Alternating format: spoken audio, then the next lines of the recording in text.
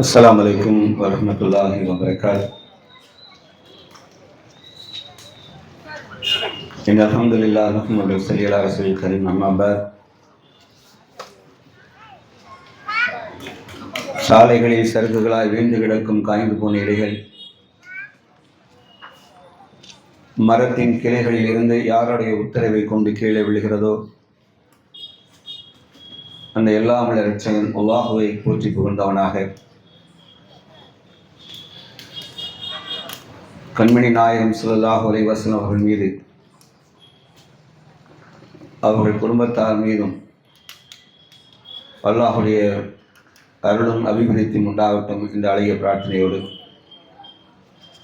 மனிதநேய மக்கள் முன்னேற்ற கழகத்தின் மதுரை மாவட்டம் சார்பாக மஹபூபாளையம் தின்னாத்திடையில் கொடுங்கோளர்கள் அமெரிக்கா, இஸ்ரேல் போன்ற கொடிய நாடுகளின் தாக்குதலுக்கு உட்பட்டு சொந்த நாட்டிலே அகதிகளாய் வாழ்வதற்கு வழியின்றி உயிர்கள் பல பலி கொடுத்து ஊனமற்ற நிலையிலே ஆயிரக்கணக்கானோர் வாழுகிற அந்த துர்பாக்கிய நிலையை கண்டிப்பதோடு, மீண்டும் சுதந்திர பாலஸ்தீனம் எத்தனை உயிரை இழப்பினும் பெற்றே ஆக வேண்டும் என்று போராடுகிற சொந்த நாட்டு இராணுவ வீரர்களான ஹமாஸ், அல் குத்தூஸ் அவர்களை சார்ந்த படையினர்களுக்கு அல்லாஹ் வெற்றி அளிக்க வேண்டும் என்ற உண்மையான ஆசையோடும் இங்கே அமர்ந்து நமது உணர்வுகளை இங்கே பேசுவதன் மூலமாக, நமது செய்திகள் யூடியூப் போன்ற வலைதளங்களின் மூலமாக அங்கே வாழ்கிற நெஞ்சங்களுக்கு செய்தியாக சேர்ந்து அவர்கள் உள்ளத்தில் அமைதி ஏற்படுத்தட்டும். நமக்காக ஆதரவு தெரிவிக்கிற குரல்கள் ஆண்களும் பெண்களும் குழந்தைகளுமாய் இந்தியா என்ற நாட்டில் மதுரையில் ஒரு சாரார் இருக்கிறார்கள் என்பதை அல்லாஹ் அவர்களுக்கு உணர்த்தட்டும் என்ற அழகிய நெல்லிடத்தோடு நடத்துகிற இந்த திருமணை கண்டன ஆர்ப்பாட்டத்திற்கு தலைமை தாங்குகிற மாவட்ட துணைத் தலைவர் முபாரக் அலி அவர்களே, முன்னிலை வகிக்கிற மாவட்ட தலைவர் ஜபர்லால் அவர்களே, மாவட்ட செயலாளர் பி தாஜுதீன் அவர்களே, தொகுப்புரை வழங்கி அமர்ந்திருக்கிற மாநில பொருளாளர் ஜலால் முகமது அவர்களே, எனக்கு முன்பு உரையாற்றி சமூக நல்லிணக்கத்தை என்றும் உயிர்ப்போடு வைத்திருக்கிற இந்திய தேசத்தினுடைய உண்மையான பற்றாளரான என் அருமை மாமா வழக்கறிஞர் அண்ணா திராவிட மக்கள் முன்னேற்ற கழகத்தின் பொதுச் செயலாளர் பசும்பொன் பாண்டியன் அவர்களே, தமிழக மக்கள் ஜனநாயக கட்சியினுடைய மாநில பொருளாளர் அதே பசும்பொன் பாண்டியன் மாமாக்கள் கொடுத்த அத்தனை அடைமொழிக்கும் பொருத்தமான முகவைய சண்முகராஜா அவர்களே, ஒரே மரம்தான் கிளைகள் வேறு, வெவ்வேறு கிளையிலும் ஒரே மலர்கள் தான், வாசனை ஒன்று, இயக்கம் வேறாக இருந்தாலும் மார்க்கம் ஒன்று, நோக்கம் ஒன்று. ஆகவே நாங்கள் ரோஜா மலர் என்றால் அவர்களும் ரோஜா மலர்கள் தான், நாங்கள் மதுரை மல்லி என்றால் அவர்களும் மதுரை மல்லி தான். ஆக எஸ்டிபியினுடைய தென் மாவட்ட செயலாளர் தலைமை மாவட்ட தலைவர் அவர்கள் சீமான் சிக்கந்தர் அவர்களே, நன்றியை ஆற்ற இருக்கிற வாசிம் அக்ரம் ட்ரிபிள்எம்கேவுடைய மதுரை மாவட்ட பொருளாளர் அவர்களே, இங்கே குழுமிருக்கிற கண்ணி மிகுந்த இந்த அருமை சகோதரிகளே, தாய்மார்களே, குழந்தைகளே, மார்க்க சகோதர சகோதரிகளே, சகோதர சமுதாயத்தைச் சேர்ந்த சொந்தங்களே, உளவுத்துறை அதிகாரிகளே, வழக்கமாக எனது நிகழ்ச்சிகளை படமாக்கி கொண்டிருக்கிற அன்பிற்குரிய சகோதரர்களே, வீடியோகிராஃபர்களே, ஒளி அமைத்து தந்திருப்பவர்களே, இங்கே வரும்போதெல்லாம் எனக்கு ஆறுதலாக கை குலுக்கி பழைய பாசத்தோடு பேசுகிற என் அண்ணன், எங்களை விட்டு கடந்து சென்ற புலி அண்ணன் என்று அழைக்கப்படுகிற கௌஸ் அண்ணனை நினைவு கொண்டவனாக எனது உரையை நான் ஆரம்பம் செய்கிறேன். பாலஸ்தீனம் என்ற பூமி உலக பரப்பளப்பில் கடலுக்கு மத்தியில் தீவு இருப்பதை போன்ற சின்ன பூமிதான். ஆனாலும் இன்றைக்கு உலக மக்கள் யாவருடைய கவனத்தில் இருக்கிற ஒரு பூமி என்றால் அந்த பாலஸ்தீனம்தான். கேட்பாரட்டு கிடந்த மக்கள் என்னை அவர்களை தொட்டால் உலகமே கொந்தளிக்கும் என்ற நிலையை ஏற்படுத்துகிற அளவுக்கு தியாகங்களை செய்திருக்கிறார்கள். அவர்கள் செய்த தியாகத்திற்கு இந்த உலகில் நிச்சயமாக எந்த கூலியும் யாரும் தந்துவிட முடியாது. மீண்டுமே அவர்களுக்கு அந்த சொந்த பூமி கிடைத்தாலும் அந்த துன்பங்களுக்கு உண்மையான பரிசு என்பது படைத்த இறைவனால் மட்டுமே பரிபூர்ணமாக இந்த உலகில் அல்ல மறுமையிலும் சேர்த்து தர முடியும் என்ற நம்பிக்கையோடு உணர்வோடு போராடுகிறார்கள், இன்னும் போராடுகள் என்று நம்புகிறேன். துக்கம் என்பது இஸ்லாத்தின் அடிப்படையில் 3 நாட்கள் தான். எவ்வளவு பெரிய இழப்பாக இருந்தாலும் 3 நாட்களுக்கு மேல் துக்கம் இல்லை என்றார்கள். ஆனால் ஒரு சமூகம் 733 நாட்களாக நிம்மதி இல்லாது, ஓய்விடம் இல்லாது, தங்குவதற்கு இடமில்லாது, கழிப்பிடம் இல்லாது, சரி நாளை ஏதாவது ஒரு நமக்கு நிச்சயமாக விடிவு கிடைக்கும் என்ற நம்பிக்கையும் இல்லாது, பசிக்கு தவிக்கிற குழந்தை, பாலுக்கு அழுகிற குழந்தை, எதிர்கள் போகிற குண்டுகளின் காரணத்தால் கை கால்கள் ஊனம் விட்டு கண் முன்னே கிடக்கிற குழந்தைகள், முதியவர்கள், இவர்களெல்லாம் பார்த்து கொண்டு பகலும் இரவும் அதற்காக இல்லை, நீங்களெல்லாம் துன்பத்தில் வாழுகிறீர்கள், உடல் ஊனமுற்றிருக்கிறீர்கள், பசித்திருக்கிறீர்கள், ஆகவே உங்களுக்கு இயற்கை பசியை நிறுத்துகிறேன், நீங்கள் நிம்மதியாக தூங்கலாம் என்று விடப்போவது கிடையாது. இரவு நான் அப்படியே நிலைத்து நிற்கிறேன், பகலெல்லாம் நீங்கள் வெயிலிலே கஷ்டப்படுவீர்களே, வடக்கு காசாவிலிருந்தும் தெற்கு காசாவிற்கும் மாறி மாறி நடப்பீர்கள், உங்கள் கால்களெல்லாம் வலிக்கும் என்பதற்காக இரவு நிலைத்திருக்க போதும் இல்லை, காலை சூரியன் உதித்தே தீரும். அந்த கொதிக்கிற சூரியனிலே இங்கே இருந்து அங்கே குழந்தை குட்டிகளோடு விரித்து படுக்க பாயும், குடிப்பதற்கு தண்ணீருக்கான குவளையும், முதுமையடைந்த தாயும் தந்தையும் சுமந்து கொண்டு செல்கிற குடும்பத்தார். இது 1 நாள் 2 நாள் அல்ல, 2 ஆண்டுகள் பூர்த்தியாகி 4 நாட்கள் அதிகமாக நிலையிலேயே ஒரு சமாதான பேச்சுவார்த்தை நடந்திருக்கிறது. உலகத்தில் எங்கேயும் நடக்காத, மன்னர்கள் ஆட்சி காலத்தில் கூட வரலாறுகள், துன்பவியல்களை பதிவு செய்திருக்கிற வரலாறுகளுக்கு முன்பாக கூட இது போன்ற ஒரு கொடிய மரணத்தை உலக வரலாற்றை இதுவரைக்கும் சந்தித்ததே கிடையாது. உலக வரலாற்றில் கிடையாது. உலகம் கல்வியறி இல்லாத இருண்ட காலத்தில் கூட போருக்கான ஒரு நீதியை வைத்திருந்தது. மாலை சாய்ந்து அந்தி சாய்ந்து விட்டால் யுத்தம் தொடுக்க மாட்டார்கள். படைகள் திரும்பி அவரவர் முகாமுக்கு திரும்பிவிடும். 2ஆம் உலகப் போருக்கு பிறகு ஐக்கிய நாட்டு சபையெல்லாம் சேர்ந்து ஜெனீவாவில் உடன்படிக்கை எடுத்தார்கள்.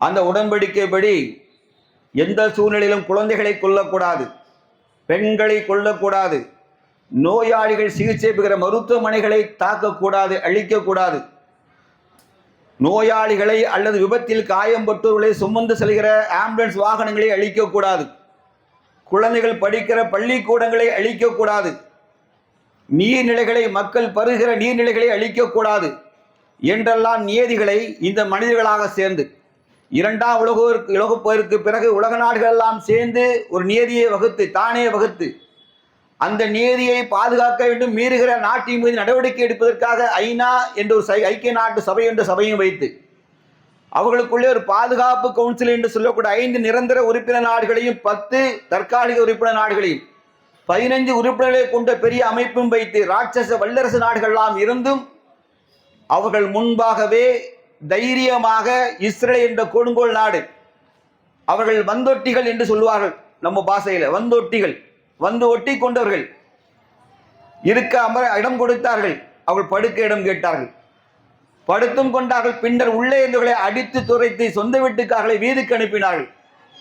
ஏண்டா என்னை வீதிக்கு அனுப்பினா என்று கேட்டால் அவர்களை படுகொலை செய்தார்கள்.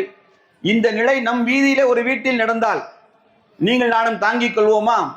யாராவது ஒரு வாடகை வீட்டில் அமர்ந்து கொண்டு நான் வீட்டை காலி செய்ய மாட்டேன் என்றோ வாடகை தரமாட்டேன் என்றோ இந்த வீடு எனக்குத்தான் சொந்தம் என்றால் யாரும் ஏற்றுக்கொள்ள மாட்டார்கள். ஆனால் ஒரு நாட்டிற்குள்ளேயே ஒரு பெரும் சமுதாயமாக உள்ளே திட்டமிட்டு உள்ளே வந்து பல ஆயிரக்கணக்கான ஆண்டுகளாக அரபு கோத்திரத்தாராக சொந்த மண்ணிலே வாழ்ந்து வந்த மக்களை, பாலஸ்தீன மக்களை நரித்தந்திரத்தால் குள்ளநெறி தந்திரத்தால் தனக்கு இருக்கிற மற்ற ஐரோப்பிய நாடுகளின் உறவுகளின் பலத்தின் காரணமாக இரண்டாம் உலகப் போருக்கு பிறகு பிரிட்டானியா கையில் இருந்த இந்த பாலஸ்தீன பூமியிலே யூதர்களுக்கு 1948ஆம் ஆண்டு மே மாதம் 14ஆம் தேதி அவர்களுக்கு இஸ்ரேல் என்ற நாட்டை அங்கீகரித்து கொடுத்தார்கள். வந்தவர்கள் ஒரே இடத்தில் கொடுத்த இடத்திலே வாழ்ந்தார், பரவாயில்லை. காலப்போக்கில் தன் ஆயுதத்தை பலப்படுத்தி கொண்டார்கள். பாலஸ்தீன மக்களோ வந்தவன் சும்மா வரவில்லை, பெரும் துயருக்கு ஆளாய் இங்கே வந்திருக்கிறான். இரண்டாம் உலகப் போரிலே ஜெர்மன் நாட்டிலே ஹிட்லர் அல்தாஃப் என்ற ராட்சசன் உலகை ஜெர்மானியை ஆட்சி செய்தான். அவர்களுடைய அவர்கள் மக்கள் மத்தியிலே வாழ்ந்து கொண்டிருந்த 60 லட்சம் யூதர்களை கொலை செய்தான். 1-2 அல்ல, நினைச்சு பாருங்க, 60 லட்சம் யூதர்களை கொலை செய்த ஹாலோகாஸ்ட் என்று ஆங்கிலத்தை வர்ணிப்பார்கள். ஒன்றுமில்லாமல் இனத்தை காலி செய்தான். ஒரு சில யூதர்களை மட்டும் விட்டு வைத்தான். உலகமே ஹிட்லர் அல்தாஃபை பார்த்து கொடுங்கோலன் என்று கூச்சலிட்டது. அப்பொழுது ஹிட்லர் ஒரு வார்த்தையை சொன்னார், நான் கொடுங்கோலன் என்று உங்களுக்கு இன்றைக்கு தெரிகிற யூதர்களை கொன்றதால் நான் கொஞ்சம் யூதர்களை இன்றைக்கு உயிரோடு விட்டு வைத்திருக்கிறேன். நீங்கள் புரிந்து கொள்வீர்கள், நாளைய உலகம் புரிந்து கொள்ளும். இவர்கள் நான் விட்டு வைத்த யூதர்கள் நாளை என்ன செய்ய போகிறார்கள் நீங்கள் பார்ப்பீர்கள். அப்பொழுது சொல்வீர்கள், ஹிட்லர் செய்தது சரிதான், ஏன் 60 லட்சம் பேரை கொண்டது சரிதான் என்று நாளை உலகம் சொல்லும் என்றாரே. ஹிட்லர் அன்றைக்கு சொல்லி வைத்ததை அதற்கு பிறகு நிகழ்த்தி காட்டியவர் யார் என்று கேட்டால் இந்த இஸ்ரேலியர்கள் தான். அவர்களுக்கு சொந்த நாடுகளை அடித்து துரத்தப்பட்டார்கள். பூமி எங்கும் சொந்த நாடு கிடையாது, ஒரு அனாதை சமுதாயமாக வாழ்ந்த யூதர்களுக்கு இந்த பாலஸ்தீன மக்கள் தான் அடைக்கலம் கொடுத்தார்கள். பிரிட்டானியா அவர்களுக்கு தனி அங்கீகாரம் கொடுத்த போதும் அந்த மக்களுக்கான எல்லா ஒத்துழைப்பையும் முழுமையாக முன்பு வேதம் கொடுக்கப்பட்ட மக்கள் நீங்களும் நானும் ஆபிரகாமுடைய சந்ததிகள் என்பதை மனதில் வைத்துக் கொண்டு சகோதர பாசத்தோடைய பாலஸ்தீன மக்கள் அவர்களை அணுகினார்கள். ஆனால் நரித்தனம் கொண்ட யூதர்கள் அல்லாஹ்வுடைய தூதருக்கே துரோகம் செய்த கும்பல் அல்லவா, அவர்களுக்கு துரோகம் என்பது இரத்தத்திலே ஜீனில் ஊறியது. ஆகவே பாலஸ்தீன மக்களை திட்டமிட்டு பாலஸ்தீன பூமியை அபகரிக்க ஆரம்பித்தார்கள்.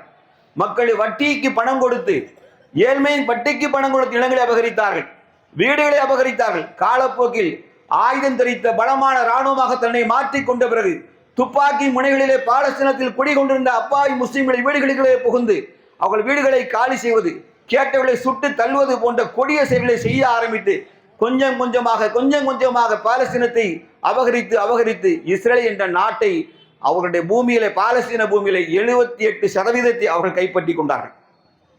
78% பூமி, சொல்லப்போனால் 80% பூமி இஸ்ரேல் கையில் இருக்கிறது. சொந்த நாட்டு மக்கள் சுருங்கி போய் காசா என்ற நிலப்பரப்பிலும் மேற்கு கடற்கரை நிலப்பரப்பை தவிர முஸ்லீம்கள் அங்கு வேறு எங்கும் கிடையாது.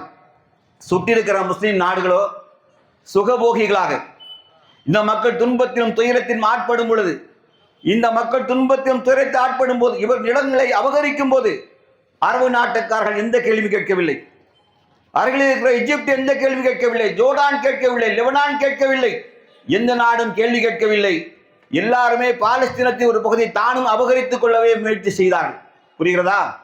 இந்த மக்கள் எவ்வளவு பெரிய துரோகத்தை சந்தித்திருக்கிறார்கள் என்பதை. ஆகவேதான் கேட்பாரற்றவர்கள் என்ற காரணத்தினால் இவர்களை அடித்தார், யாரும் கேட்க மாட்டார்கள். இவர்களுக்கென்று யார் இருக்கிறார்கள் என்று புரிந்து வைத்த பிறகுதான் இஸ்ரேல் தைரியமாக நிலப்பரப்பை அபகரிக்க ஆரம்பித்தது. பிறகு பாலஸ்தீன பூமியிலே பாலஸ்தீன் லிபரேஷன் ஆர்கனைசேஷன் என்று சொல்லக்கூடிய யாசர் அரஃபாத் தலைமையிலே பெரும் போராட்ட குழு உருவாகி ஆயுதம் தாங்கி போராடினார்கள் பாலஸ்தீன விடுதலைக்காக. காலப்போக்கில் யாசர் அரஃபாத் ஒரு யூத பெண்மணியை திருமணம் செய்து கடைசியிலே தனது சோரம் போகிவிட்டார். யாசர் அரஃபாத் மாவீரனாக இருந்தவர் யூத பெண்ணை கைப்பற்றிய பிறகு சோரம் போய் விடுதலை வேட்கை கைவிட்டு சமாதான பேச்சுவார்த்தை நடத்தி அவர்களுக்குள்ளே மீண்டும் தான் வாழுகிற பகுதியிலே அட்டானமஸ் என்று சொல்வார்கள், மாநில சுயாட்சி என்கின்ற அதிகாரத்தை மட்டும் பெற்றுக்கொண்டு இஸ்ரேலுக்கு கட்டுப்பட்டு அவர் தன்னுடைய வாழ்க்கையை முடித்துக் கொண்டார். கடைசியில் அந்த யூத பெண்மணியாலே அவர் விஸ்லோபாசம் வைத்து கொல்லப்பட்டதாகத்தான் வரலாறு எழுதப்படுகிறது. ஆகவே யாசர் அரஃபாத் வாழ்ந்த காலத்தில் பெற்று தந்த சுயாட்சி உரிமை காலப்போக்கில் கொஞ்சம் கொஞ்சமா நீர்த்து போய் மீண்டும் இஸ்ரேலிய ராணுவம் பாலஸ்தீனத்துக்குள்ளே வந்து அப்பாவி பெண்களை சிறைப்பிடிப்பது, முதியோர்களை கொண்டு செல்வது, வாலிபர்களை சிறையில் அடைப்பது, தேவை யாராவது போராட்டம் கல்வீசி போராட்டம் நடத்தினால் கூட அவர்களை தேசிய பாதுகாப்பு சட்டத்தில் கொடுமையான சட்டத்திலே கைது செய்து விசாரணை இல்லாமல் எத்தனை ஆண்டு மனம் வைக்கலாம் என்ற ரகசிய விசாரணை என்ற பெயரில் எத்தனை ஆண்டு காலம் வைக்கலாம் என்ற சட்டத்தை அவர்களை ஏற்றி பல ஆண்டுகளாக சிறைப்பட்டவர் 30 ஆண்டுகள் 40 ஆண்டுகள் என்று காலக்கணக்கு ஆண்டுகள் கணக்கு சிறையிட்டார்கள். அந்த சிறை சாதாரண சிறை அல்ல. சிறை என்று லேசாக கடத்திவிடக் கூடாது. அந்த சிறைகள்லாம் கொடிய சிறைகள். அபு கரீப் குவாண்டனமா சிறைச்சாலைகளை போன்று கொடிய சிறைச்சாலையை தான் இஸ்ரேல் வைத்திருக்கிறார்கள். பெண்களை உள்பட பெண்களை அவர்கள் அறைகளை நிர்வாணப்படுத்தி வைத்திருந்தார்கள். விடுதலையான பெண்களுடைய பேட்டியை நீங்க கேளுங்க. தாய்மார்களே புரிந்து கொள்ளுங்கள். நம்ம வீட்டு பிள்ளை ஸ்கூலுக்கு போயிட்டு கொஞ்சம் லேட்டாக வந்து அவங்க மனசு கேட்காது. நம்ம பொம்பளை பிள்ளை காலேஜுக்கு போனாலோ ஸ்கூலுக்கு போனாலோ ஏதோ கொஞ்சம் டைம் ஆனாலே நமக்கு மனசு பதற ஆரம்பிக்குது. ஆனால் கண்ணு முன்னாடி துப்பாக்கி முனைகளை வீட்டில் வயசு பிள்ளைகளை அல்லது பெண்களை தூக்கிட்டு போய் இராணுவம் வச்சுக்கிட்டா அப்படின்னா யாரும் கேட்க முடியாது, யாரிடத்திலும் முறையிட முடியாது, எப்போ திரும்பி வரும் தெரியாது, அங்கே என்ன நடக்கும் என்று தெரியாத பொழுது சிறையில் வாடுகிற துன்பத்தை அனுபவிக்கிற பெண்ணின் துன்பம் ஒருபுறம், அவளை இழந்து தவிக்கிற குடும்பத்தாரின் துன்பம் இருக்கு. அவர்கள் நித்தம் செத்து பிழைக்கிறார்கள். பல ஆண்டுகளாக சிறையிலே வைத்தார்கள். ஆகவேதான் பாலஸ்தீன லிபரேஷன் ஆர்கனைசேஷன் என்ற விடுதலை அமைப்பு அவர்கள் சோரம் முன்னதை உணர்ந்து கொண்டவர்கள். அதிலிருந்தே புரட்சிகர படையாக உருவாகியவர்கள் தான் ஹமாஸ் இயக்கம். அவர்களிலே புரட்சிகரமாக உருவாக ஹமாஸ் இயக்கம் அதிலிருந்தே உருவாகின்றவர்கள் தான். அவர்களை எதிர்த்து உள்நாட்டுக்குள்ளே கழகம் விளைவித்து ஆயுதம் தாங்கி போராடினார்கள். பாலஸ்தீன் அத்தாரிட்டி என்ற அமைப்புக்கு எதிராக போராடி அவர்கள் காசா பகுதியை கைப்பற்றி மக்களின் முழு ஆதரவை பெற்று ஹமாஸ் அங்கே உள்ள மக்களாட்சியை அவர்களை கைப்பற்றி மக்கள் நிர்வகிக்கிற ஆட்சியாளராகும். அதே நேரத்தில் அவர்களே உள்நாட்டு பாதுகாப்பை ஏற்படுத்திய ஒரு இராணுவமாக சமூக காலத்திலே செயல்பட்டார்கள். ஆயிரக்கணக்கான பெண்கள், நூற்றுக்கணக்கான பெண்கள், நூற்றுக்கணக்கான ஆண்கள், 10-12 வயது பெண்கள், குழந்தைகள், ஆண் குழந்தைகள் உள்பட சிறையில் அடைக்கப்பட்டிருந்தார்கள். விடுதலை என்பது இல்லை. விடுதலை என்பதே இல்லை. அதே நேரத்தில் இஸ்ரேலிய ராணுவம் திடீரென்று மேற்கு கடலில் உள்ளே வரும். 10 வீடு எல்லையினுடைய ஓரமாக இருந்தால் திடீரென்று உள்ளே வருவார்கள். துப்பாக்கி முனையில் அவர்களை வெளியேற்றுவார்கள். அவங்கள பொருட்களை எல்லாம் அபகரித்துக் கொள்வார்கள். அடித்து துரத்தி விட்டு அந்த வீட்டில் இஸ்ரேல்களை குடி வைத்து விடுவார்கள். வடக்கு இஸ்ரேல் முழுவதுமே ஆக்கிரமிக்கப்பட்ட பூமி. ஆனால் இவர்களுக்கு கேட்பது யாரும் இல்லை என்ற போது ஒரு கட்டத்திலே இல்லை, நாம் ஆயுதம் தாங்கி தான் போராட வேண்டும், ஆனால் விளைவு கடுமையாக இருக்கும் என்றும் தெரிந்தேன். விளைவு கடுமையாக இருக்கும், இழப்பை பெரிதாக சந்திப்போம், ஆனால் நாம் தோற்க மாட்டோம். ஏனென்றால் நாம் சத்தியத்துக்காக நிற்கப் போகிறோம். அல்லாஹ் உதவி கொண்டு மட்டுமே நாம் இந்த யுத்தத்தை தொடுக்க போகிறோம் என்று புரிந்து கொண்ட ஹமாஸ் இயக்கத்தில் எடுத்த முடிவுதான் 2023 அக்டோபர் 7ஆம் தேதி அவர்கள் படையெடுத்தார்கள். எங்கே? இஸ்ரேல் மீது. இஸ்ரேலுடைய எல்லை தடுப்பு சுவரை உடைத்து தகர்த்தெறிந்து 300க்கு மேற்பட்ட ஹமாஸ் படையினர் உள்ளே புகுந்தார்கள். அவர்கள் போனதன் நோக்கம் இஸ்ரேல்களை கொல்வதற்கல்ல, அங்குள்ள சொத்துக்களை சூறையாடுவதற்கல்ல, அங்குள்ள பெண்களை அவமானப்படுத்துவதற்கல்ல. மாறாக அவர்கள் சென்றதெல்லாம் இங்கே 1600 கைதிகளை இஸ்ரேல் பிடித்து வைத்திருக்கிறான். அதுல இளம் பெண்கள் உண்டு, வாலிப மாணவர்கள் உண்டு, 10-12 வயது குழந்தைகளும் உள்ளே சிக்கியிருக்கிறார்கள். வயதான முதியவர்களும் உண்டு. நோயால் தவித்தவர்களும் இரக்கம் காட்டாமல் கொண்டு போய் வைத்திருக்கிறார்கள் என்றால் இவர்களை மீட்பதற்கு என்ன வழி? ஆகவே இவர்களுக்கு பகரமாக 200 இஸ்ரேல்களை கொண்டு பிடித்து வைத்து அவர்களை நம்பக்கம் வைத்துக் கொண்டால் இஸ்ரேல் அரசாங்கம் பேச்சுவார்த்தைக்கு வரும் பொழுது உனது மக்களை நான் விடுகிறேன், எனது மக்கள் முழுவதும் விட்டுவிடு என்ற ஒரே நோக்கத்திற்காகத்தான் அக்டோபர் 7, 2023 வலிமையான இஸ்ரேல் உலகத்துக்கே பெரிய வல்லரசு நாடு என்று காட்டிக் கொண்ட போது இழப்பு என்ன வரும் என்று தெரிந்துதான் அவர்கள் மோதினார்கள். அங்கே 200க்கும் மேற்பட்டவரை பிணை கைதியாக கொண்டு வந்தார்கள். ஆனால் இஸ்ரேல் நாட்டை பொறுத்த மட்டும் அங்குள்ள எந்த பொதுமக்களும் ராணுவ பயிற்சி பெறாமல் இருப்பதில்லை. ஆணுக்கும் பெண்ணுக்கும் 2 ஆண்டு காலம் கட்டாய ராணுவ பயிற்சி உண்டு. அவர்கள் எந்த படிப்பை படித்திருந்தாலும் அந்த நாட்டின் குடிமகனுக்கு ஆயுதம் தாங்கி போராடுவதற்கான எல்லா பயிற்சியும் அவர்களுக்கு பள்ளிக்கூட காலத்திலிருந்தே கொடுக்கப்பட்டுவிடும். 2 ஆண்டு முடித்த பிறகுதான் அவர்கள் அந்த நாட்டை சிட்டிசன்ஷிப்பை வாங்க முடியும் என்றால் இவர்கள் போய் பிணைக்கதிகளை மக்களுக்கு பிடிக்க போன போது அங்கே துப்பாக்கி சூடு 2 தரப்பார் மோதி கொண்டார்கள். அப்பொழுது 200க்கு மேற்பட்டோர் இஸ்ரேலியர்கள் கொல்லப்பட்டார்கள். ஆனால் 1200 பேர் என்று அரசாங்கம் இஸ்ரேல் சொல்வது என்றால் அந்த 1000 பேரை கொன்றது ஹமாஸ் இல்லை. மாறாக அவர்களை கொன்றதெல்லாம் அங்கே இஸ்ரேலிய ராணுவம் தான் அங்குள்ள அப்பாவி மக்களை கொலை செய்தார்கள். இரண்டாவது ஒரு பழக்கம் உண்டு, எதிரிகள் கையில் சிக்கிக் கொள்ளக்கூடாது. எதிரிகள் கையில் நம்மவர் சிக்கிக் கொண்டால் ஒன்று அவர்களை மீட்க வேண்டும், மீட்க முடியவில்லை என்றால் அவர்களை கொன்றுவிட வேண்டும், அவர்களை கொன்றுவிட வேண்டும். இந்த அடிப்படையிலே ஹெலிகாப்டர் மூலமாக துப்பாக்கி சூடு நடத்தினார்கள், பீரங்கி மூலமாக தாக்குதல் நடத்தி 1000க்கு மேற்பட்ட இஸ்ரேலிகளை அவர்களை கொலை செய்தார்கள். ஹமாஸ் பணிகள் தன் வசம் சிக்கிய 100க்கு மேற்பட்ட இஸ்ரேலை பத்திரமாக கொண்டு வந்து டனல்ஸ் என்று சொல்லக்கூடிய பாதுகாப்பு குழிகள் சுரங்கத்துக்குள்ளே சொந்த தாய் தங்கை விட, சொந்த அண்ணன் தம்பியை விட பத்திரமாக பாதுகாப்பாக, தனக்கு உணவுள்ள உண்பதற்கு ரொட்டி இல்லாத போது அவர்களுக்கு உணவளித்தார்கள், தனக்கு தண்ணீரே இல்லாத போது அவர்களுக்கு கொடுப்பதற்கு அருந்துவதற்கு பால் கொடுத்தார்கள். தன் பிள்ளைகளுக்கு சிகிச்சைக்கு மருத்துவமனை இல்லை, ஏனென்றால் இஸ்ரேல் ராணுவம் குண்டு போட்டு தகர்த்தது, ஆனால் அவர்களுக்கு உள்ளே சிகிச்சை அளித்தார்கள். இப்படி பத்திரமாக உள்ளே பார்த்து கொண்டார்கள். ஆனால் இஸ்ரேலிய ராணுவம் நினைத்திருந்தால் இரவோடு இரவாக பேச்சுவார்த்தை நடத்தி எனது கைதிகளை நான் விட்டு விடுகிறேன், உன்னிடமுள்ள கைதிகளை விட்டுவிடுங்கள், இத்தோடு முடித்துக் கொள்ளலாம் என்று முடித்திருக்கலாம். மாறாக நெதன்யாகு என்ற கொடியவன், இந்த கொடுங்கோடன், அவனுக்கு சொந்த நாட்டுக்குள்ளே அரசியலிலே 1000 சிக்கல்கள், அவன் செய்த ஊழலின் காரணமாக என்று வேண்டுமானாலும் சிறைப்பிடிக்கப்படலாம், அவன் கைதாகலாம் என்ற காரணத்தை காத்து கொண்டிருந்த போது குருவி உட்கார பழமணம் விழுந்தார்கள். அதே போன்று அவன் ஆட்சி ஆடிக்கொண்டிருந்த போது அவனை காப்பாற்றும் விதமாக, துர்பாக்கிய விதமாக இந்த சம்பவம் நிகழ்ந்த போது அவன் இராணுவத்தை ஏவிட்டு யுத்தம் என்று அறிவித்தான். என்ன யுத்தம் சொன்னான்? யுத்தத்தினுடைய 3 விதிகளை சொன்னான், நோக்கத்தை சொன்னான். 3 நோக்கம் என்ன தெரியுமா? 1, எங்கள் பிணை கைதிகளை அப்படியே உயிரோடு மீட்டு வருவது. இஸ்ரேல் இராணுவத்தின் வலிமை உலகத்தை மிரட்டக்கூடிய இராணுவம் என்று. ஆகவே இஸ்ரேலிய இராணுவத்தின் வல்லமை உலகையை மிரட்டக்கூடியது. ஆகவே நாங்கள் 3 மாதத்திற்குள்ளாக ஒட்டுமொத்த பிணைக்கைதிகளை மீட்டி விடுவோம். ஹமாஸ் இயக்கத்தை வேரோடு அறுத்து விடுவோம். ஹமாஸ்கள் கையில் இருக்கிற பல நூற்றுக்கணக்கான மைல்கள் பூமிக்கு கீழே இயங்குகிற பாலஸ்தீனத்தின் நாடி நிறமாக இயங்குகிற டனல்களை எல்லாம் அழித்து விடுவோம். 3 மாதம் தான் என்று கொக்கரித்து விட்டு உள்ளே நுழைந்தார்கள்.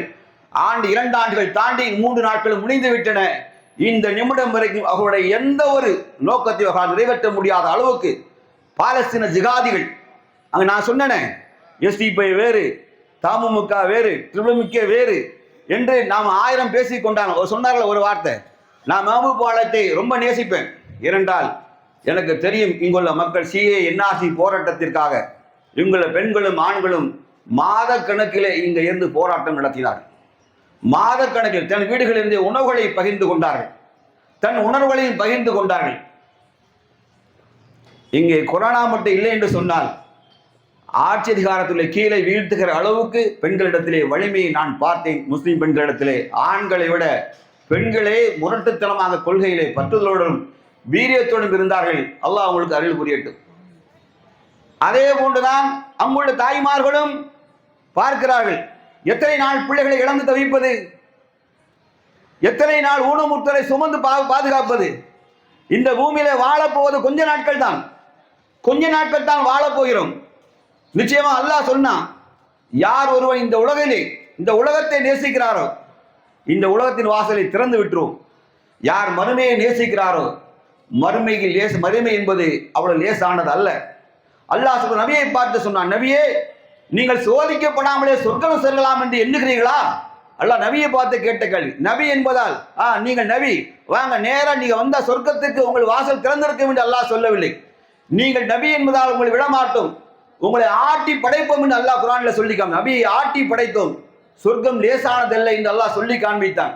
ஆகவே கண்ணியம் மிகுந்த சகோதர சகோதரிகளை புரிந்து கொள்ளுங்கள், இங்குள்ள தாய்மார்களுக்கு அது போதிக்கப்பட்டது. உங்கள் பிள்ளைகளை இறைபாதையிலே நீங்கள் விடுங்கள். நிச்சயமாக இந்த உலகில் உங்கள் பிள்ளைகள் கோழைகளாக மட்டும் மரணிக்க கூடாது. மரணித்தால் ஜிகாதிகளாக அவர் மரணிக்கட்டும். அல்லாஹ் சொல்ல வலா தகூலு லிமன் யக்துலு ஃபீ ஸபீலில்லாஹி அம்வாத் பல் அஹ்யாஉ வலாக்கின் லா தஷ்உர். இறைபாதையிலே கொல்லப்பட்டவர்களை நீங்கள் மௌத்தாக்கள் என்று சொல்லாதீர்கள், அல்லாஹ்விடத்தில் அவர்கள் உயிரோடு தான் இருக்கிறார்கள். நாளை அல்லாஹ் அவர்களுக்கு இந்த மறுமை மகசரிலே அவர்களுக்கு பாவங்களை மன்னித்தவர்களாக அல்லாஹ் சொர்க்கம் புகச் செய்வான். இப்பொழுது நாமெல்லாம் இறந்தால் மரணித்து கட்டையாக மாறிவிடும். பூமியிலே புதைத்தால் சற்று நேரத்தில் நம்மை கரையான் தின்னும், எறும்புகள் தின்னும், மண்ணுக்கடியிலே பூச்சிகள் உண்ணும், தொல்லைகளை அனுபவிப்போம். ஆனால் சுகதாக்கள் அல்லாஹ் சொன்ன அவர்கள் சாகவில்லை, உயிரோடு இருக்கிறார்கள். அல்லாஹ்வுடைய அரசியலில் பசும்பறவைகளாக இருக்கிறார்கள். அவர்களுக்கு உணவளிக்கப்படுகின்ற அல்லாஹ் குர்ஆன்ல சொல்லி காண்பிக்கிறான். அத்தகைய வாழ்க்கைக்குரிய மக்களை தாய்மார்களே உருவாக்கினார்கள். நல்லா புரிஞ்சுவிடுங்க. ஹமாஸ் என்பது வெறும் போலி ராணுவம் அல்ல, கூலிக்கு காசுக்கு மாரடிக்கிற ராணுவம் அல்ல, தலையை கீழே குனிந்து கொண்டு துப்பாக்கி முனைகளை வைத்து எதிர்களை குனிந்து கொண்டே சுடுகிற ராணுவ படை கிடையாது. ஒருவன் முன்னே வந்தால் நூற்றுக்கணக்கான இஸ்ரேலியர்களை தனிமையில் நின்று தாக்கிவிட்டு தான் மடியும் போது 100க்கும் மேற்பட்ட எதிர்களை தலையை சூடாக்குகிற துண்டாக்குகிற குண்டு வீசிகளை கொண்டவர்கள் தான் அந்த லோன் வுல்ஃப் என்று சொல்லக்கூடிய படை. தனிமை ஓநாய்கள். தனி மனிதன் நின்று போராடுவான், நூற்றுக்கணக்கான ராணுவ வீரர்களுக்கு எதிராக நிற்பான். துப்பாக்கியை கையில் வைத்துக் கொண்டு எதிரிகளை திணறடிப்பார்கள். எதிரிகள் தான் குழிக்குள்ளே பதுங்கி ஓடுவார்கள். தான் சாகும்போது நூற்றுக்கணக்கான குறைந்தது 10 இஸ்ரேலிய வீரனை தாக்கி அழித்துவிட்டு தான் சாகிறான் என்றால் அவர்கள் தற்கொலை படைகள் அல்ல, அவர்கள் உயிர்கொடை படையாளிகள். உயிர்கொடையை நேசிக்கக்கூடிய மக்கள் அவர்களுக்காக அந்த மக்கள் கடைசி எடுத்த முடிவு பிணை கைதிகள் விஷயத்தில் சமாதானம் கூடாது.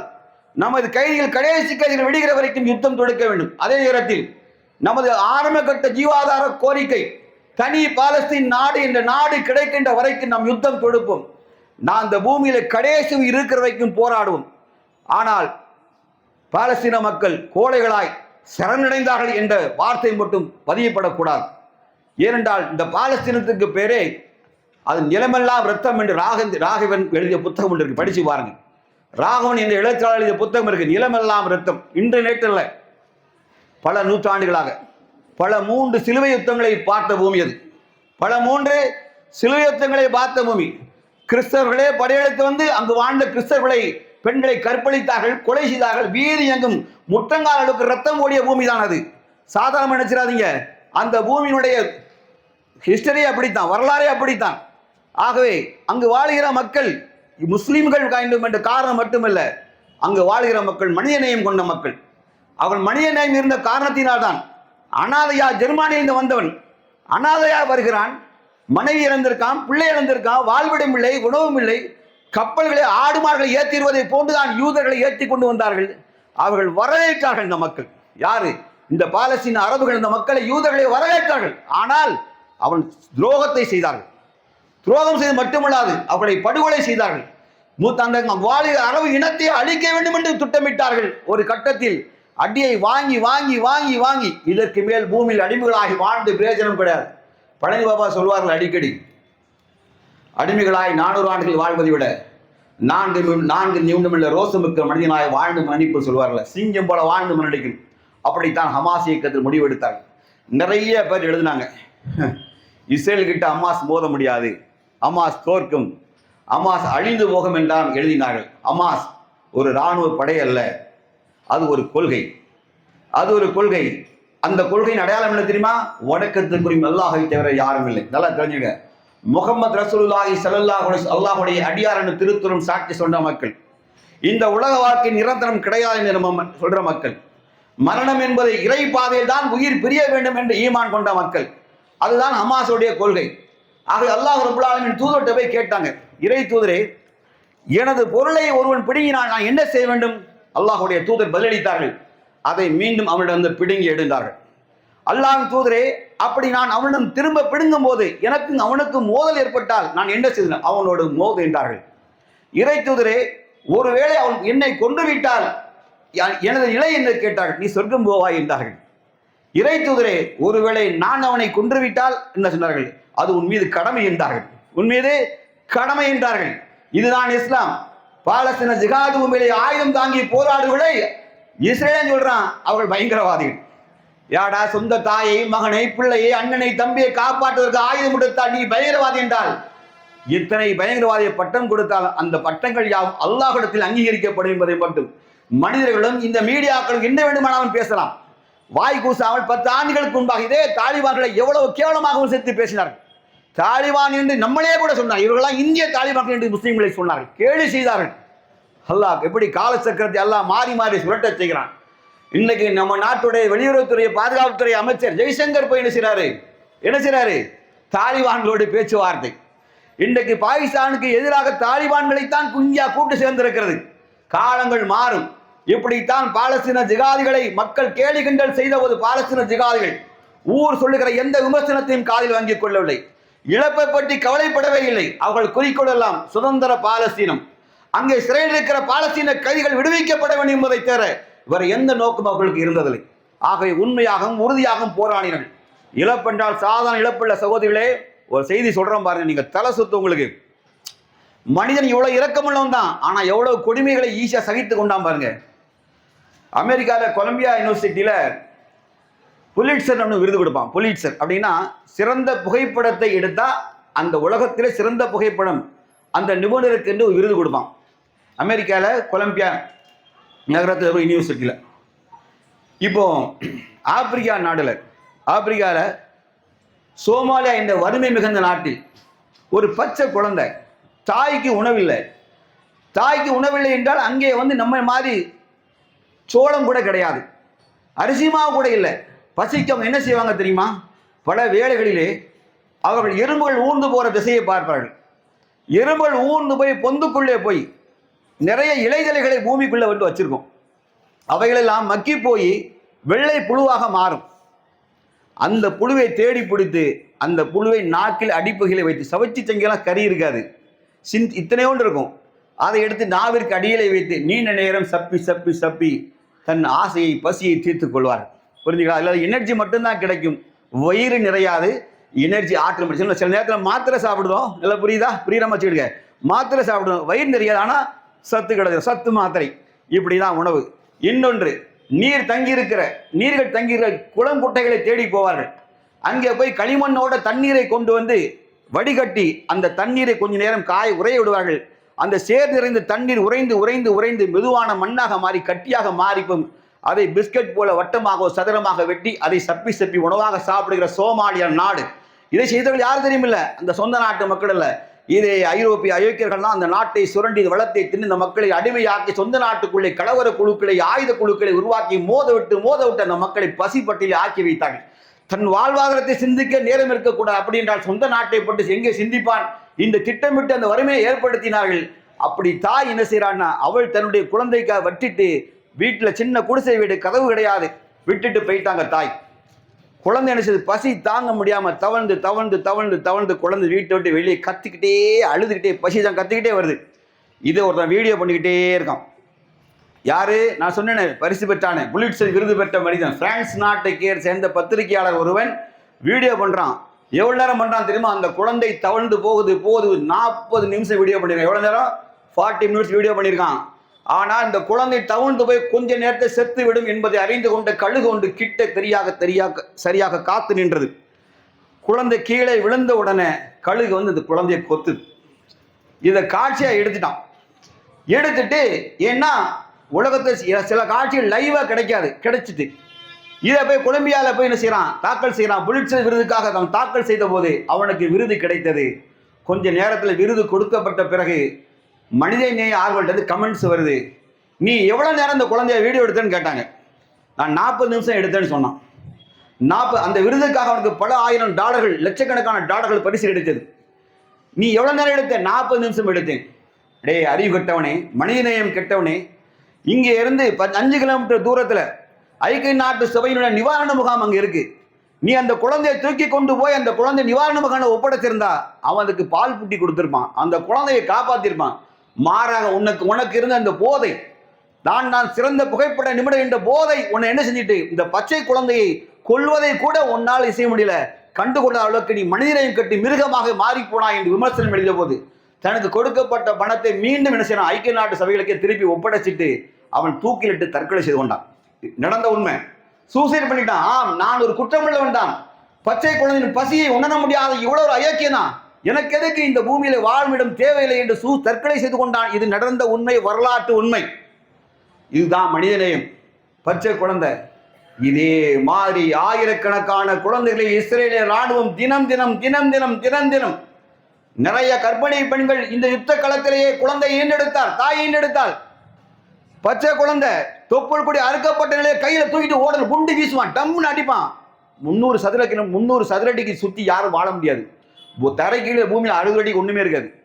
புகை மண்டலம், சதை பிடலங்கள், கை தனி கால் தனி மண்டை தனியா சிதறி கிடக்கும். யார் உடல் யாருக்கு யாருக்கும் அடையாளம் தெரியாது. என் அண்ணன் உடல் உண்டோ, தம்பி உடல் உண்டோ, தங்கை உடல் உண்டோ, தாய் உடல் உண்டோ, தகப்பன் உண்டோ, பிள்ளை உடல் உண்டோ, யாருக்கும் அடையாளம் தெரியாது. அவரவர் தப்பித்தா போதும். இதுல கையில வேற தாய் பெத்த குழந்தை தொப்புள்கடி குரத்தில் தூக்கிட்டு ஓடுதா, சாப்பிட உணவு கிடையாது. தாய் வயிற்றில தொப்புள்கடி உறந்த உடனே அல்லாஹ் ரப்புல் ஆலமீன் குழந்தையை அல்லாஹ் என்ன செய்யறான் தெரியுமா? வயிற்றில் இருக்கும் அல்லாஹ் அடுக்கடுக்கான 3 இல்களுக்கு அல்லாஹ் பாதுகாப்ப வைக்கிறான். வெளியே வந்த பிறகு அல்லாஹ் ரப்புல் ஆலமீன் அதுவரைக்கும் தாயின் மடியில் சுரக்காத பாலை அல்லாஹ் தான் சுரக்க வைக்கிறான். சுப்ஹானல்லாஹ், அந்த தாய்க்கு பாதுகாப்பை தருகிறான். அவன் தான் அல்லாஹ் ரப்புல் ஆலமீன். ஆனால் அந்த தாய்க்கோ உண்பதற்கு உணவில்லை. உண்பதற்கு உணவில்லை. சாப்பிட்டா தானே தாய்ப்பால் வரும், சாப்பிட்டா தானே வரும். அவ்வளோ பட்டினி, அவள் பட்டினி. குழந்தை தாயின் மடியிலே பாலுக்காக இயங்குகிறது, கதறுகிறது, கத்துகிறது. மடியிலே யாருக்கும் தெரியாமல் தலையை வைத்து அமைச்சு அமைச்சு பிடிக்கிறாள். ஒரு கட்டத்திலே குழந்தை பசியால் பசியால் பசியால் பசியால் தாய் முன்னாடியே குழந்தையை தொட்டிடித்து சாவதை பார்த்த தாய்மார்கள், நூற்றுக்கணக்கான தாய்மார்கள் உண்டு பாலஸ்தீனத்தில். புரிந்து கொள்ளுங்கள். ஒரே ஒரு குழந்தை பட்டினியால் சாவதை புகைப்படம் எடுத்ததற்காக அவன் என்ன செஞ்சான்? கண்டனம் பண்ணிய உலகம். நூற்றுக்கணக்கான தாய்மார்கள் குழந்தைகளை இழந்தார்கள். இந்த அயோக்கியன் என்ன செய்தான் தெரியுமா? நாளை இந்த சந்ததிகள் வளர்ந்தால் பாலஸ்தீன பூமியில விடுதலைக்காக குரல் கொடுப்பார்கள். இவர்கள் ஹமாசுகளாக, அல் குதுஸ் படைகளாக மாறுவார், உமர் படையாக மாறுவார்கள் என்பதால் ஆத்திரம் கொண்ட இஸ்ரேலர்கள் யுத்தம் துவங்கிய காலகட்டத்திலே பாலஸ்தீனில் பள்ளிக்கூடங்கள், நூற்றுக்கணக்கான பள்ளிக்கூடங்கள் இருந்தன காசாவில். அந்த பள்ளிக்கூடங்கள் விடுக்கிற நேரம் கரெக்டாக தெரிஞ்சு வச்சிருந்தான். அவங்களுடைய உளவுத்துறையை வச்சு தெரிஞ்சுக்கிட்டான். 200-300 குழந்தைகள் தாயோடு பள்ளிக்கூடை விட்டு ஓடி வரும். அந்த நேரம் பார்த்து வானத்தில் இருந்து கார்பெட் பாம் என்று சொல்வார்கள். நூற்றுக்கணக்கான வெடிகுண்டுகளை வானத்தில் இருந்து அப்படியே சர்ற மாதிரி அடிச்சுட்டே போவான். நல்லா பார்த்துக்கிடுங்க. இப்படி ரோடு இருக்கா, நம்ம எல்லாம் வரிசையாக உட்கார்ந்துருக்கோம்ல, அங்கேருந்து வரிசையாக இங்கேருந்து 10 குண்டா அடிச்சுக்கிட்டே போகிறது மேகாலத்திலேருந்து. நல்லா தெரிஞ்சுக்கிடுங்க. 200 200 100 200 100 200 பிள்ளைகளாக ஆயிரக்கணக்கான பள்ளிக்கூட பிள்ளைகள் துண்டு துண்டா சிதறி கிடந்துச்சு. துண்டு துண்டா சிதறி கிடந்துச்சு. ஓடலாம், தப்பிச்சு காப்பாற்றின பிள்ளைகளை தூக்கி கொண்டு மருத்துவமனையிலே காப்பாற்றலாம் என்றால் எந்த மருத்துவமனைக்கு கொண்டு போனா அந்த மருத்துவமனையில் குண்டு வீசினான். அந்த மருத்துவமனையில் குண்டு வீசினான். ஆம்புலன்ஸ்ல தூக்கி போறீங்களா, ஆம்புலன்ஸ்ல குண்டு வீசினான். பள்ளிக்கூடங்கள் தகர்க்கப்பட்டன, மதரசாக்கள் தகர்க்கப்பட்டன. பள்ளிவாசலை தொழும் போது ஜும்மால அடிச்சான். துண்டு துண்டா தலை தண்ணி, தாடி தண்ணி, தொப்பி தண்ணியா போச்சு. எல்லாம் சதை பிண்டங்கள் தான். நீ குடியிருக்க விரும்புறியா, அள்ளிக்கிறமான்னு சொல்லிட்டு 6 லட்சம் வீடுகளை, 6 லட்சம் வீடுகளை, பல அடுக்குமாடி வீடுகளை எல்லாம் தரை மட்டம கான்கிரீட் காடுகளாக மாற்றினான். மக்களை புரிந்து கொள்ளுங்கள். இங்கே நாம் அமர்ந்து பேசுகிறோம். இங்கே கால் கடுத்தால், கால் வலித்தால் அமருவதற்கு, சாய்வதற்கு சாய்மானம் உள்ள நாற்காலி நமக்கு. அந்த மக்கள் சில 20 கிலோமீட்டர் 40 கிலோமீட்டர் தெற்கு காசா, வடக்கு காசா, வடக்கு காசாவில் தங்கினா அங்கேருந்து நோட்டீஸ் போடுவான். 10 நிமிஷத்துல இடத்த காலி பண்ணி, இல்லைன்னா குண்டு வீசுவோமா. 10 நிமிஷத்துல காலி பண்ணி ஆகணும், இல்லைன்னா உண்மையில குண்டு வீசுவான். கண்ணு முன்னாடி 100 பேர், தலை தண்ணி, கை தண்ணி, கால் தண்ணி. எம்மா தப்பிச்சா போதும் ஓடி வருவாங்க. ஓடி அங்கேருந்து 20 கிலோமீட்டர் இங்கே ஓடி வரணும். ஓடி வந்து எங்க ரெஸ்ட் எடுக்கிறது? இங்க தான் எல்லாம் கான்கிரீட் காடா கிடக்குது. எல்லா பக்கமும் சுற்றியும் காடு. எங்கே தங்குவது? மனிதநேயம் கட்ட மக்கள். மனிதநேயம் எல்லா நாளும் ராணுவம் வச்சிருக்கான், ஐக்கிய நாட்டு சபை வச்சிருக்கான், பாதுகாப்பு கவுன்சில். டேய் எதுக்குடா இதெல்லாம்? எதுக்குடா இதெல்லாம்? மனிதர்கள் கொத்து கொத்து இல்லை. உலக நியதி என்னடா? யுத்தம் நடக்கும் போது கூட குழந்தைகளை, அல்லாஹ்வுடைய தூதர் சொன்னாங்க இல்லையா, யுத்தத்தில் குழந்தைகளை, பெண்களை, முதியோர்களை, மதகுருமார்களை, நோயாளிகளை கொலை செய்யாதீர்கள், நிழல் தரும் மரங்களை அழிக்காதீர்கள், நீர்நிலைகளை அழிக்காதீர்கள். இதுதான் இஸ்லாமிய கோட்பாடு. ஆனா என்ன செஞ்சான்? யார் வளர்ந்தால் நாளை நாட்டின் சுதந்திர தியாகியாக மாறுவானே, போர் வீரனாக மாறுவானே, ஜிகாதியாக மாறுவானே என்ற காரணத்தினால் பச்சை குழந்தைகளை, எதிர்கால தலைமுறையை இருக்கக்கூடாது திட்டம் போட்டு அவர்களை கொண்டு விடாமல் அழித்துட்டான். இன்னும் அழித்துக் கொண்டிருக்கான். இளைஞர்கள் ஏன் ஹமாஸ்ல சேர்ந்தான்? தாய் இல்லை, அவனை அரவணைக்கிற மனைவி கிடையாது. கண்ணு முன்னே மனைவி செத்து விட்டான், சிதஞ்சிட்டான் மனைவி. என் மனைவின் முகம் எங்கன்னு தேடுறான். 10 நிமிஷத்துக்கு முன்னாடி மனைவிட்ட கொஞ்சிட்டு இருந்தவன், மனைவிட்ட ஆசையா பேசிட்டு இருந்தான். அடிச்ச குண்டுல மனைவி செதறிட்டா. இவன் இந்த பக்கம் விழுந்துட்டான், ஓடி விழுந்துட்டான். தூக்கி போட்டு வெடி, அவன் தப்பிச்சல, வெடி தூக்கி போட்டு இந்த பக்கம். இவன் கை கால் ரத்தம் மூஞ்சி முறை போய் கிடக்கான். அங்கே மனைவி உடலே கிடைக்கல. தேடுறான். அவளுக்கு ஆசையா போட்ட வளையல் எங்க, மோதிரம் எங்க, என் மனைவி அடையாளம் தெரிய தேடுறான். நிறைய பிள்ளைகள் இங்க அடையாளம் தெரியல. இப்போ எல்லாம் போர் நிறுத்தம் ஒப்பந்தமாகி கட்டடங்களை எல்லாம் ஒன்று கூட்டுறாங்க, அள்ளுறாங்க. சுபஹானல்லாஹ், கீழே கிடக்கு பாருங்க உடல்கள், கணக்கிலடா உடல்களை. இதுவரை நேற்று வரைக்கும் 80 90 உடல் எடுத்திருக்காங்க. அது எப்படி கிடக்குங்க? எலும்புகளாக. இங்க நினைச்சு பாருங்க. நான் எல்லாத்தையும் பொதுவாக சொல்லுவேன். நம்ம அப்படி ரோட்டில் கிராஸ் பண்ணி போகும்போது அந்த இடத்துல நம்ம நிற்போம், பஸ் ஸ்டாண்டில் நிற்போம். நல்ல கார் பஸ்ஸில் சடசன ரோட்டில் கிராஸ் ஆகிட்டே இருக்கும். சடனாக ஒரு நாய்க்குட்டி உள்ளே ஓடிடும். நமக்கு பஸ் அர்ஜென்ட்டு தான். ஆனால் நம்ம மைண்டு எங்கே இருக்குன்னு தெரியுமா? இந்த நாய்க்குட்டி வண்டியில் சிக்கிடக்கூடாது. அது சொறி நாயாக கூட இருக்கும், கேட்பாரட்ட நாயாக கூட இருக்கலாம். அந்த நாய் பஸ்ஸு கீழே சிக்கிடக்கூடாது என்பது நம்ம மைண்டு ஃபுல்லாக பஸ்ஸை கூட விட்டுருவோம். ஆனால் நாய் தப்பிச்ச வெளியே வந்துட்டு வைங்களேன், ஆண்டவனே நாய் நம்ம தப்பிச்ச மாதிரி ஃபீலிங். சுபஹானல்லாஹ், அப்படிதானே மனித உணர்வு இல்லையா? ஒருவேளை நாய் அடிபட்டுனா நமக்கு சாப்பிட ஓடாது. பஸ்ஸில் நீங்கள் மண்டை அதுலேயே இருக்கும். இந்த நாய் அடிபட்டுட்டு மைண்டு ஓடுதா இல்லையா? அப்படி நினைக்கணும்ல. நினச்சி பாருங்க, கட்டடங்களுக்குள்ள கட்டட இடிபாடு, பெரிய பெரிய காங்கிரீட் பிளாக் அடிச்சு நுரைஞ்சி விழுது, உள்ள புள்ள மாட்டி கிடக்கு. எடுக்க முடியாது. ஏன் முடியாது? ஒவ்வொரு காங்கிரீட் பிளாக்கும் ராட்சச சைஸு. விழுந்தா எப்படி மேனுவலா மனுஷனால செய்ய முடியாது, மனிதனால் தூக்க முடியாது. எந்திரங்களோ ஆயிரக்கணக்கான லட்சக்கணக்கான வீடுகள் தகர்க்கப்பட்டு போதிய எந்திரங்கள் வந்தால் எந்திரங்கள் மீது குண்டு போடுவான். எந்திரங்கள் மீது குண்டு போட்டு தகர்ப்பான். யார் காப்பாத்துறது? தாய் ஓட்டோட எம்மா என் பிள்ளை கத்திக்கிட்டே இருப்பா. கொஞ்ச நேரத்துக்கு சப்தங்கள் அடங்கிரும். அப்படியே நெஞ்சடி சாஞ்சிருவான். என் பிள்ளை உள்ள கிடக்கான், முடிஞ்சிட்டான். அஸ்பி அல்லாஹ் நேமல் வக்கி. அப்ப சொல்லுவா வார்த்தை, அல்லாஹ் எனக்கு போதுமான, அவன் என் பாதுகாவனை, இன்னால் இல்லாஹு இன்னா இலைஹி ராஜிஊன். அந்த வார்த்தைக்கு பொருள் நமக்கெல்லாம் தெரியாத சகோதரர்களே, நம்மளாம் வாய்ப்பாடா சொல்லிட்டு இருக்கோம். தெரியுமா? அவர்கள் கணவனை இழக்கிறா பெண்ணு, தன் சகோதரனை இழக்கிறா, பிள்ளையை இழக்கிறா, தனி மரம். அப்போ அவளுக்கு யார் துணை? அவளுக்கு தெரியுது, ஹஸ்பி அல்லாஹ் நிஅமல் வக்கீல், அல்லாஹ் ஒருவன் தான் எனக்கு பாதுகாவல். நினைச்சு பாருங்க, இந்த வாழ்க்கையை நினைச்சு பாருங்க. சரி, கொஞ்சம் ஓய்வு எடுத்தாலும் அமருவதற்கு நான் நாற்காலி எதுக்கு சொன்னேன் தெரியுமா? சரி, இப்போ நம்ம சில நேரங்களில் நினைப்போம், சரி படுக்க இடம் இல்லை, கொஞ்சம் குறுக்க சாய்ச்சிக்கலாம். தமிழில் வார்த்தைகளை கொஞ்சம் குறுக்கையாவது சாய்ச்சிக்கிட்டோம்ப்பா. சாய்ச்ச முடியாது தங்கச்சிகளே, சாய்க்க முடியாது, இடம் கிடையாது. எங்க சாய்ப்பீங்க? இப்போ உங்களை ஓட விடட்டுமா? அல்லாஹ் ஓட விட்டுருவான். ஒரு சின்ன தூரல் போதும். நம்ம ஈமா எங்க டை வெடிக்குன்னு நமக்கு தெரியும். ஒரு சின்ன தூரல் போதும். நினைச்சு பாருங்க, அங்க கிளைமேட் எப்படி தெரியுமா? பகல்ல 50 டிகிரி செல்சியஸ், நைட் அப்படியே எகென்ஸ்டா மாறும். 18 டிகிரி 32 டிகிரி மைனஸ் ஆயிரும். பகலோ கொதிக்கிற வெயில், ராத்திரி கொட்டும் பனி, தங்குமிடம் இல்லை, கூடாரமே கிடையாது. தாயின் சேலை தான் கூடாரமாக மாறி இருக்கு. அதுல குழந்தைய தாயை அணைச்சிட்டு படுக்கணும். பசிக்கு அம்மா பசிக்குன்னா சுடுதண்ணி கூட வழி கிடையாது, அடுப்பு கிடையாது, எரிபொருள் கிடையாது, அடுப்பு கிடையாது, பாத்திரம் கிடையாது, குடி தண்ணீர் கிடையாது. சாலையில ஓடுகிற அழுக்கு தண்ணீரை எடுத்து பச்சை பிள்ளைகள் குடிக்கிற காட்சியை நீங்க பாருங்க. நீங்க ஒரு நாள் தண்ணி வரலைன்னா கார்பரேஷன் ஓட்டு போட மாட்டேன்னு சொல்லுவோம். சாக்கடையில் ஏசா தாங்க வந்தா கவுன்சிலர் செத்தாண்டா, அடுத்த வருஷம் நீ கவுன்சிலே கிடையாது, சாவர உடைய கவுன்சில் கிடையாதுமோ சொல்றோமா? தாக்கு பிடிக்கும். ஏன்னா பெண்களுக்கு வருத்தம் இருக்கு. குடும்பத்தை நிர்வகிக்கக்கூடிய பெண்கள் தான். குழந்தைக்கு நல்ல ஆரோக்கியமான தண்ணி கொடுக்கணும், கணவனுக்கு பிள்ளைக்கு நல்ல சாப்பாடு கொடுக்கணும், தாயோடைய கவனம். அதெல்லாம் நீங்க போராடுறீங்க. அந்த தாய் வழி இல்லாமல் பிள்ளைகிட்ட சாக்கடை தண்ணியை கோரிட்டு வாடம்பா. சாக்கடை தண்ணியை கோரிட்டு வந்து பிள்ளைங்க என்ன செய்யும்? மண்ணில் ஊற்றி மண்ணை தான் வடிகட்டி சுகாதாரக்கேடு, கழிவறை கிடையாது சகோதரிகளே. புரிஞ்சுக்கிட. ஆம்பளை எங்கேயா நின்று போயிடுவான், சிறுநீரை கழிவு எங்கேயா நின்று போயிடுவான். பொம்பளை பிள்ளை எங்கே போய் மறைவிடத்தை தேட சொல்லுங்க. எங்கே மறைவிடம் இருந்தது? எங்க இருந்தது? கிடையாது. அவர்களுக்கு கண்டு பாதுகாப்பான கழிப்பிடம் கிடையாது. பிரசவம் வந்துட்டா எங்க போய் தங்குவது?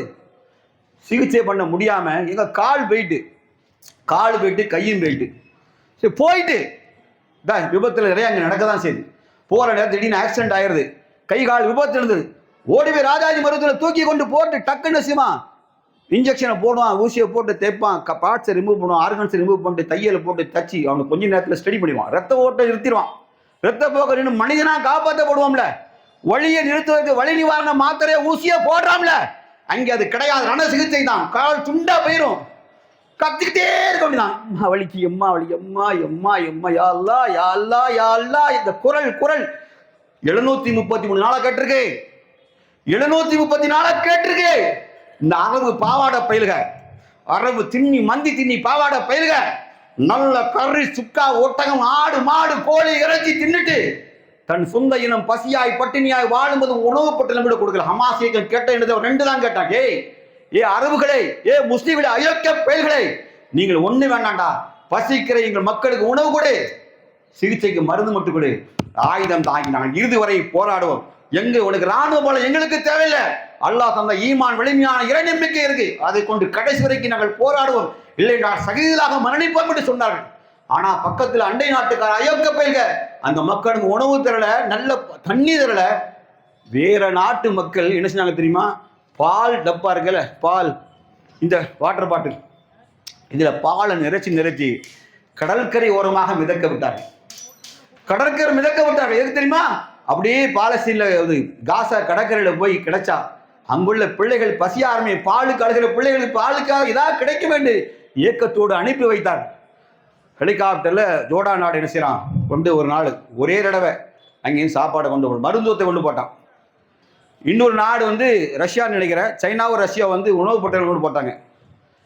ஐரோப்பிய நாடு எங்க போட்டான்னு தெரியுமா? வேணுமனே கடல்ல கொண்டு போட்டான். வேணுனே கடல்ல போட்டான். கடல்ல பெண்கள் போறது இல்லை. 10 வயசு 12 வயசு பையங்க அம்மா பசிக்கிறா, 10 நாள் அம்மா சாப்பிடல, அவனும் சாப்பிடல, குட்டி தங்கச்சி சாப்பிடல, எல்லாம் எலும்புகளும் தோளும் தான், சதையே கிடையாது, சதை கிடையாது, வற்றி போச்சு, சதையை வற்றி போயிட்டு கடல்ல போய் விழுந்தான். பிள்ளைகள் கடல்ல போய் விழுந்துட்டான். நீச்சல் தெரியுமா? தெரியாது. நல்லா கவனிச்சுடுங்க. அவனுக்கு ஒரே வெறி இருந்துச்சு, நான் நீந்தி போய் எப்படியாவது கையை காலை அடிச்சு போய் ஒரு பொட்டணத்தை தூக்கிட்டு பசிக்கிற எங்க அம்மாவுக்கு தாய்க்கு தம்பிக்கு கொடுத்துருன்னு உள்ள போனா, நீச்சல் தெரிஞ்ச பிள்ளைகள் வெளியே வந்துட்டு நீச்சல் தெரியாத பிள்ளைகள் உணவு பட்டணத்தோடு தாம் கடலை மூழ்கி செத்து போன. தாய் மகன் வருவான்னு நினைச்சா உணவும் கிடைக்கல, போன பிள்ளைங்க திருப்பி வரல. இந்த நினைச்சு பாருங்க நீங்க, இந்த வாழ்க்கை மோசமான வாழ்க்கை. தூக்கம் என்பது 2 ஆண்டுகளாக தூக்கம் இல்லை. நமக்கு ஒரு நாளைக்கு சொல்லுவான், கொஞ்ச நேரமாவது கண்ணாசன்ப்பா, இல்லை நம்மளாலாம் முடியாதுப்பா. சராசரி மனிதன் எல்லாம் ஹுலைக்கல் இன்சான் லைஃபா, மனிதன் பலகீனமாக படைக்கப்பட்டுறோம். நம்ம பலகீனமாக படைக்கப்பட்டுறோம். தூக்கம் நமக்கு என்ன செய்யும்? மிகப்பெரிய அருள்படி. அல்லாஹ் சொன்னான், பகலில் இரவில் நாமே உங்களை உறங்க செய்யும். இதெல்லாம் அவருடைய அருள்ங்கிறான். 2 வருஷமா தூங்கல. 3 நாட்களுக்கு முன்பாக அல் ஜசீரா தொலைக்காட்சியுடைய நிருபர்கள், சில பத்திரிகை நிருபர்கள் ராத்திரி 2 மணிக்கு உள்ள போயிருக்காங்க. போர் நிறுத்தம் ஆகிவிட்டது, நாளை 12 மணி போர் நிறுத்தம் ஸ்டார்ட் ஆயிரும் சொன்ன உடனே இஸ்ரேல் தன் தாக்குதலை குறைத்த பிறகு நள்ளிரவு நேரத்தை 2 மணிக்கு பாலஸ்தீன் காசாக்குள்ள போறாங்க. போனா அமைதியா இருக்கு. அவர் சொல்றாரு, எங்கள் கேமராக்களுக்கு கண்கள் இருந்தால் அது தேம்பி அழுதுரும். ஏன் தெரியுமா? 2 வருஷத்துக்கு பிறகு அந்த குழந்தைகளும் தாயும் கட்டி இணைந்து உறங்குகிற காட்சியை நாங்கள் அன்றுதான் பார்த்தோம் எழுதியிருக்க. இன்னைக்கு தான் பார்த்தோம். எப்ப என்ன நடக்குன்னே தெரியாது. எப்ப என்ன நடக்குன்னே தெரியாது. யாரையும் பார்க்க முடியாது. அல்லாஹ் சொல்ல மறுமை நாளில் சொல்லுவான் தெரியுமா? தாய் தன் மகனை விட்டும், மகன் தன் தாயை விட்டும், சகோதரனை விட்டும், பிள்ளைங்க விட்டு பின்னங்கால் பிடரடிக்க தப்பித்து ஓடுவாங்க. அது மாதிரி குண்டு வீசியாச்சுன்னா, குண்டு வீசும்போது நீங்க யாரை தேடுவீங்க? முதல்ல நான் ஓடணும். முதல்ல நான் தப்பிச்சா போதும். அதுக்கு தப்பிச்ச பிறகுதான் பிள்ளைங்கன்னு தேடுவான். இந்த நிலையை உருவாக்கினான். மக்கள் நிம்மதி இல்லாத வாழ்க்கை வாழ்ந்தபோதுதான் அல்லாஹ்வுடைய ஹமாஸ் இயக்கம் தன்னுடைய உயிரை பணைய வைத்து யுத்தம். உலகத்திலே அதிபயங்கர 2ஆம் உலக போர்ல லிட்டில் பாய் ஃபேட் பாய் என்று அணுகுண்டு போட்டான் பாருங்க. அதை விட நாகசாகி ஹிரோஷிமால போட்ட அணுகுண்டுகளை விட பேரழிவை ஏற்படுத்தியது இந்த இஸ்ரேல் காசாமில் கொடுத்த தாக்குதல் என்று வரலாறு எழுதி வச்சிருக்கான். அவ்வளவு மோசமான தாக்குதல். குடி தண்ணி கிடையாது, சாப்பாடு கிடையாது, பால் கிடையாது, மருத்துவதை கிடையாது, வாகனம் கிடையாது, படிப்பு கிடையாது, பிள்ளைகளுக்கு தங்குமிடம் கிடையாது, ஓய்விடம் கிடையாது, கழிப்பறை கிடையாது. என்னதான் இருக்குன்னு நினைக்கிறீங்க? போட்ட சட்டை மட்டும்தான். மாத்து சட்டை இருந்தா தப்பிச்சாங்க. இல்லைன்னா மறைவிடத்துல குழிக்குள்ள படுத்துக்கிட்டு அந்த சட்டையை கொண்டு கழுவிட்டு திருப்பி போட்டுக்க வேண்டியதான். ஆனா இருந்தாலும் பண்ண இல்லை, மாற்று உடை கிடையாது. ஒரு நாளைக்கு 40 கிலோமீட்டர் பிள்ளைகளையும் தவப்பனையும் தூக்கிட்டு கை கால் ஊனமான பிள்ளை, கை கால் ஊனமான வாப்பா உம்மா பாபா உம்மா, யாரு தூக்கிட்டு போறது? பொம்பளை பிள்ளை தான் இருக்குது. வாப்பாவுக்கு கால் போயாச்சு, யுத்தத்துல போட்ட குண்டில கால் போயாச்சு, யார் தூக்குவா? பெண் தான் தூக்குகிறாள். முந்தானத்து ஒரு சம்பவத்தை காமிச்சான். ஒரு 8 வயசு பையன் தன் 1.5 வயசு தங்கச்சி தோல்ல தூக்கிட்டு போறான். எப்படி தெரியுமா? குண்டு போட்டாங்க. குண்டு போட்ட பிறகு தாய் என்ன செய்யறா? இன்னும் 2 பிள்ளைகளை தூக்கிட்டு ஓடிட்டா. இந்த 2 பிள்ளைகளும் குண்டு வீசின போது சிதறி திசை மாறி போயிட்டு, பையனுக்கு 8 வயசு, குழந்தைக்கு பெண் குழந்தைக்கு 1.5 வயசு. அந்த 1.5 வயசு குழந்தை கதறுது, அண்ணன் கையை பிடிச்சிட்டு அழுது, அம்மா அம்மான்னு கத்துது.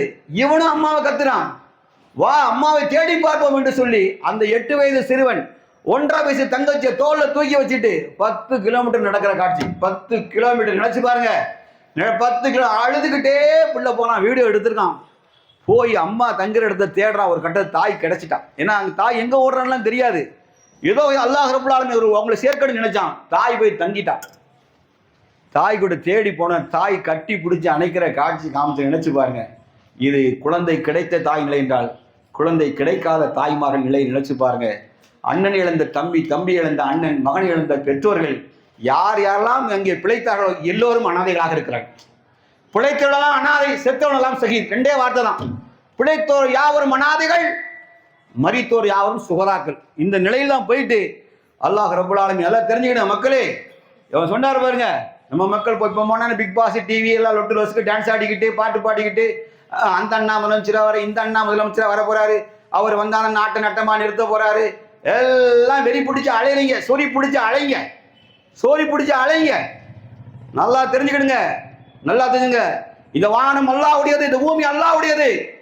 ஒரு குழுங்குனா எவன் இருக்கிற இடம் தெரியாது. வானம் ஒரு பிழை பிளந்துன்னு வைங்க, கிளவுட் பஸ்ட்மா அடிச்சுன்னா ஒரே நேரத்தில் 10,000 பேரை காலி பண்ணிடும். தெரிஞ்சுக்கிடுங்க, அல்லாஹ்வுடைய கோபம் எனக்கு ரொம்ப நேரம் ஆகாது. மனிதர்களே, இரக்கம் உண்ட நமக்கு அந்த மக்களுக்கு வேற எதுவும் செய்ய முடியாது. என்ன செய்யலாம் தெரியுமா? அந்த மக்களுக்காக நள்ளிரவு நேரத்தில் அல்லாஹ்ட்ட கையேந்தலாமா வேண்டாமா? தஹஜ்ஜுடைய வேலை 3ஆம் இரவிலே அல்லாஹ் ரப்பல் ஆலமீன் முதல் வானம் வந்து என்னிடத்தில் கேட்பவர் உண்டா என்று கேட்கிறான். என்னிடத்தில் கேட்பவர் உண்டா, என்னிடத்தில் பாவ மன்னிப்பு தேடுவர் உண்டா என்று அல்லாஹ் கேட்கிறானே. அல்லாஹ்ட்ட கேட்க வேண்டாம், ரப்பே எங்கள் பாவங்களை மன்னிச்சிரு, அங்கே வாழ்கிற சகோதர சகோதரி பாவங்களை மன்னித்திரு, அவள் பாவங்களை வரணும் மீறியதை மன்னிச்சிரு, அவர்களுக்கு நீதான் உன்னதமான உதவியாளர் யா அல்லாஹ். அங்கே அவள் பசியும் பட்டினி உயிரிழப்பும் பொருள் இழப்பும் உடல் இழப்புமாய் தவிக்கிறார்கள். எங்களும் மனதால் நாங்களும் தவிக்கிறோம் ரப்பே, அவர்களுக்காக மன்றாடுகிறோம். அந்த பூமியை அமைதியாக்கு, நிம்மதியான பூமியாக்கு. யார் மரித்தோருடைய சோதாக்கள் பட்டியலே சேரு, சிறைப்பட்ட என் சகோதர சகோதரி இஸ்ரேலிய கொடுங்களிலிருந்து காப்பாற்றி நீ கொண்டு வாயா அல்லாண்டு மனசார கேட்கணும்ல. நாடகம் போட்டு ஆடிட்டு இருக்கீங்க டிவியில உட்காந்து, நல்ல செய்தியை கேட்க முடியல உங்களுக்கு? வெக்கமா இல்ல முஸ்லிம்கள்? வெக்கப்பட வேண்டாமா? ஒரு பூமியில் கண்ணில் அடிபட்டா மற்றொரு கண் வேதனை வெளிப்படுத்துமா வேண்டாமா? இந்த பாருங்க, சண்முகராஜன் மாமா, இன்னொரு சகோதரன் பசுமன் பாண்டியன் மாமா, யார் அவர்கள்? தொப்புள் கொடி உறவுகள். அவங்களுக்கு தவிக்குது, துடிக்குது. பார்த்தாங்க, என்னடா அது இப்படி கொள்றான் அநியாயத்துக்கு. நான் வந்து பேசுறேன், நான் வந்து குரல் கொடுக்கிறேன் என்கிறார்கள். இவரோட குரல் வழி நசுக்கப்பட்டு முஸ்லீம் பெண்கள் தொலைக்காட்சியில் அடிமையாய், ஐயோ யூடியூப்பையும் சினிமாயும் பிக் பாஸையும் பார்த்து அருவருப்பார். இந்த நிலையிலே மரணித்தால் கபர்கள் நெருக்கி அழிச்சிடும். தங்கச்சிமார்களே, அல்லாஹை பயந்து யுத்தக்குள்ள அல்லாஹை பயந்து கொள்ளுங்க, அல்லாஹ்வை பயப்படுங்க, பயப்படுங்க, தொழுங்க, அல்லாஹ்ட்ட துஆ செய்யுங்க. வெறி பிடிச்சு அலையாதீங்க, வெறி பிடித்து அலையாதீர்கள். படைத்தின் மீது பாசத்தை அதிகம் காட்டுங்கள். தலையை சாய்ந்து அல்லாஹ்வுக்கு சுஜூது வச்சு அழுங்க. நம்ம செஞ்ச பாவத்தை அல்லாஹ் பட்டியல் போட்டாலும் வைங்க, இந்த பூமியில ஒரு வினாடி தங்குவதற்கு நமக்கு தகுதி கிடையாது. நம்ம பாவங்களை சிறியதும் பெரியதும் பகிரங்கமானதும் ரகசியமானதும் அறிந்து செய்ததும் அறியாமல் மானக்கேடானதும் வரம்பும் பெரியதும் முதலும் கிடைச்சு அல்லாஹ் நம்மளோட சின்ன வயசுலேருந்து பெரிய ஓப்பன் பண்ணி ஸ்க்ரீனை ஓப்பன் பண்ணாவீங்க. நீங்கள் நான பூமியில் நிற்க தகுதி இருக்காது. அல்லாஹ் இரக்கம்னு ஞாபகத்தை வச்சுடுங்க. மன்னிப்பு கேட்டு இறைவா அந்த மக்களுக்கு நீ உதவி செய்து கேட்கணும். ஏன் தெரியுமா? நீ பிறருக்காக உதவி அல்லாஹ்ட்ட கேட்டால் அல்லாஹ் நமக்காக ஒரு வானவரை அனுப்பி அது போன்று அவருக்கும் கூட நமக்கு பாதுகாப்பு தருவான். இது நம்ம சுயநலத்துக்கு கேட்கிற துஆ தான். மக்களே புரிந்து கொள்ளுங்கள். ராத்திரி எந்திங்க, உங்க பிள்ளை ஐசியூ வார்டுல சீரியஸா படுத்திருந்தா நீங்க நைட்டு தூங்குவீங்களா? தூங்குவீங்களா? தூங்கல. வீட்டுல 3 மவுத்து விழுந்திருந்தா தூங்குவீங்களா? சுத்தி சுத்தி யாசின்னு போது அழுதுட்டு இருக்க மாட்டீங்க. சினிமா நாடகம் பாக்கிங்க இருங்க, உங்களுக்கு எதிராக அல்லாஹ்ட்ட துஆ செய்யுங்க. இந்த சீடியெல்லாம் போட்டு காட்டுங்க. இந்த தங்கச்சிமார்களுக்கு நண்டு குளத்தால் வளையல் இருக்காது. கொளுத்துட்டு உண்மையா சொல்றேன், வலியும் வேதனையும் அடுத்தனுக்கு வந்தா ஒரு கண்ணில் அடிபட்டால் மற்றொரு கண் வேதனை வெளிப்படுத்தும். அதுதான் இஸ்லாம் சொல்றது. அண்டை வீட்டுக்காரன் பசித்திருக்க தான் மட்டும் வயிறு படைக்கணும் உண்மையான முஸ்லீம் இல்லை. அந்த ஊரை நாடே பசித்திருக்கும் போது அரபு நாட்டுக்காரன், ஜோர்டான்காரன், எகிப்துக்காரன், துருக்கிக்காரன் தின்னான் தின்னான் தின்னான் தின்னான் வெறி பிடிச்சி தின்னான், வெறி பிடிச்சி தின்னான். பட்டினி பசி கையேந்தது. ஒரு டேக்ஸா சாப்பாடு 500 பிள்ளைகள் வந்து கையை நீட்டுது, கை நீட்டுது, தலைமுடி தொங்குது, தோளுக்கும் எலும்புக்கும் இடை சதை இல்லை, சிரிப்பே கிடையாது, கண்கள் உள்ளே போயிட்டு. அந்த கூட்டத்தில் கூட இந்த கரூர்ல நெறிஞ்ச பிள்ளை செத்துறக்கூடாது. உணவுக்காக அவ்வளோ நெருக்கடி, அத்தனை நெருக்கடி. தெரிஞ்சுக்கிடுங்க, பிள்ளைகள் சாப்பாடு வாங்கின பிள்ளைகள் திரும்பி வந்தாதான் உண்டு. அந்த அளவுக்கு ஒரு டாக்ஸா சாப்பாடு 500 பிள்ளைகள் போய் நிற்கிது. இது யாருக்கு திரும்ப ரொம்ப கஷ்டம். அதை பருமாற சகோதரன் கையில் தட்டை வச்சு நிற்கானே, 500 பிள்ளைக்கு கொடுக்கலன்னு அவன் மனசு தாங்க தெரியுமா? ஏன்னா அவன் உண்மையாக சப்ளை பண்ணுறான். ஐயோ எந்த பிள்ளைக்கு இல்லாமல் போயிடக்கூடாதுங்கிறதுக்காண்டி எவ்வளோ கேர்ஃபுல்லாக சப்ளை பண்ணணும்னு பாருங்க. இந்த மாதிரி துயரத்தை ஒரு சமுதாயம் அனுபவிக்கவே இல்லை. இதுக்கு முந்தைய நபிமார்கள் காலத்தில் எல்லா மொத்த துயரத்தையும் அனுபவிக்கிற ஒரு கூட்டமாக இந்த கூட்டம் மாறி. அபுதாலிப் பள்ளத்தாக்கில் 3 ஆண்டுகள் துன்பத்தை அனுபவித்தார்களே, எப்படி? தங்குமிடம் இல்லாமல் இலைத்தலைகளை உண்டு கொண்டு ஆடுகள் மாடுகள் புழுக்கை படுகொண்டு என கழித்தார்களே, ஹதீஸ்ல வருத 3 ஆண்டு காலம். பிள்ளைகள் பசிக்கு பாலுக்கு அழுதை குறைஷிகள் கேட்டார்கள். அங்க அதே நிலை இன்னைக்கு பாலஸ்தீன்ல இருக்கா இல்லையா? இருக்கா இல்லையா? அந்த சம்பவம் பாருங்க. எதிரிகள் மேலும் கீழும் தாக்குனாங்க ஹந்தக் போர்ல வந்து. அதே போல இன்னைக்கு வானத்துக்கு மேல குண்டு, கீழே பூமி பீரங்கி கொண்டு அடிச்சு சிதைக்கிறான். தங்குமிடம் இல்லை, தங்குமிடம் இல்லை, சிகிச்சை கிடையாது. ஒரு டாக்டர் தன்னுடைய மகனுக்கே சிகிச்சை பண்றாரு, சொந்த மகனுக்கு. கரண்ட் கிடையாது, ஹாஸ்பிட்டல் குண்டு போட்டா, மின்சாரம் கிடையாது, மொபைல் லைட் வச்சு அடிக்கிறாரு. பிள்ளைக்கு வலி நிவாரண மருந்து இல்லை, அனஸ்தீசியா போட முடியல, அதாவது மயக்க மருந்து கொடுத்தாதான் வலி தாங்கும். வலி இல்லாம மண்டையில பையனை பிளந்துட்டு குண்டு வெடிப்பட்டு பையனை உயிரோட பிடிச்சி தைக்கிறாரு. வலி மருந்து இல்ல, தைக்கிறாரு. குழந்தை வலி தாங்க முடியாம சொந்த தகப்பன் கையை பிடிச்சிட்டே செத்து போச்சு. அப்பா டாக்டர், அப்பா நீ என்னை காப்பாத்துங்கப்பா, காப்பாத்த போராடிய தையல் போடும் போதே பிள்ளை இறந்து போனான். சகோதரர்களை புரிந்து கொள்ளுங்கள். இந்த உலக மக்களுக்கெல்லாம் ஈவு இறக்க இருந்தா அவங்க நினைச்சுக்கிட்டோம், சாவறது முஸ்லீம் தான் நினைக்க கூடாது. இந்த பூமியிலே எந்த உயிரினம் வதைக்கப்பட்டாலும், எந்த உயிரினம் அநியாயமா வதைக்கப்பட்டாலும் அவர்களுக்காக நாம் என்ன செய்யணும்? அல்லாஹ் உம்மத்தின் வசத்து, நீ நடுநிலை சமுதாயம் சொன்னான். நாம் நடுநிலை சமுதாயம், அல்லாஹ் நடுநிலை சமுதாயம் தான். நீ பூமியில எந்த ஜாதி மதங்களை கடந்து எவனுக்கு துன்பம் வந்தாலும் நமது கரம் தான் முதல்ல நீளணும். அதனாலதான் மழை வெள்ளம் வந்த போது முஸ்லீம்கள் பாயினா முன்னாடி அது ஏக்கர்களை 1000 போட்டு இருக்கும். அல்லாஹ் சொன்னா ஃபஸ்தபில் ஹைரா, நன்மையாட்டம் முந்துங்கன்ட்டான். எந்த இயக்கம் முந்தட்டும், ஆனால் அந்த மக்களின் துயரத்தை இந்த இஸ்லாமிய இயக்கங்கள் தீர்ப்பார்கள். தீர்க்கமா இல்லையா? இந்த மனப்பாங்கோடு நாம் வாழ்வோம். யாரு எப்படி இருக்கட்டும், we are the Muslims, நாம் முஸ்லீம் தான். நம்முடைய நிலை ஈமான் என்பது இரக்கத்தினுடைய அடையாளம் அது. ஆனா இந்த மக்களே, சொந்த மக்களே, நாட்டை இழந்த மக்களை கொண்டு கூச்சி நாசம் பண்ணிட்டான். இப்போ ஒரு போர் சமாதான ஒப்பந்தம் வந்திருக்கு. அந்த ஒப்பந்தம் எவ்வளவு நாள் நீடிக்கும் அல்லாஹ் ஒருவனை அறிவான். ஏனென்றால் இவர்கள் நயவஞ்சக குள்ளநரிகள் தான், அவர்கள் வாக்குறுதி மீறுவதிலே அவர்களை விட சிறந்தவர் அல்லாஹ் குர்ஆன் வரலாறு தெளிவா சொல்லிட்டான். யூதர்கள் மாறு செய்வார்கள், வாக்குறுதி மீறுவார்கள். ஆனால் ஒரு நாள் தூங்குனதான், ஒரு நாளாவது தூங்கிக்கிடுதுனே. நம்ம பிள்ளைகள் சொல்லும்ல, எப்பா ஒரே இடையில லாண்டு வரேன்ப்பா, 5 நிமிஷம் விடுங்கப்பா, லாண்டிட்டு வரேன்ப்பா, பறிச்ச படியில போட்டுன்னு அடி விடும். 5 நிமிஷம் லாண்டு வரேன்ப்பா. அப்படி ஆயிட்டு நிலைகள். இன்னைக்கு 1950 கைதிகள் விடுதலை செய்யப்படுவார்கள். ஒப்பந்தம் நிறைவேற்றப்பட்டால் ஹமாஸ் தன்னிடம் உள்ள 20 கைதிகளை பிணை கைதிகளை விடுவார்கள். 20க்கும் மேற்பட்ட சடலங்களை ஒப்படைப்பார்கள். அவர்கள் 1950 கைதிகளை இஸ்ரேல் ராணுவம் விடுவிக்க வேண்டும். அதில் எத்தனை வருஷம் இருந்தாங்க தெரியுமா? சிறைச்சாலையில் 30 வருஷம் இருந்தாலும் வெளிவராங்க. 30 வருஷம் நினைச்சு பாருங்க. ஒரு நாள் 2 நாள் இல்லை.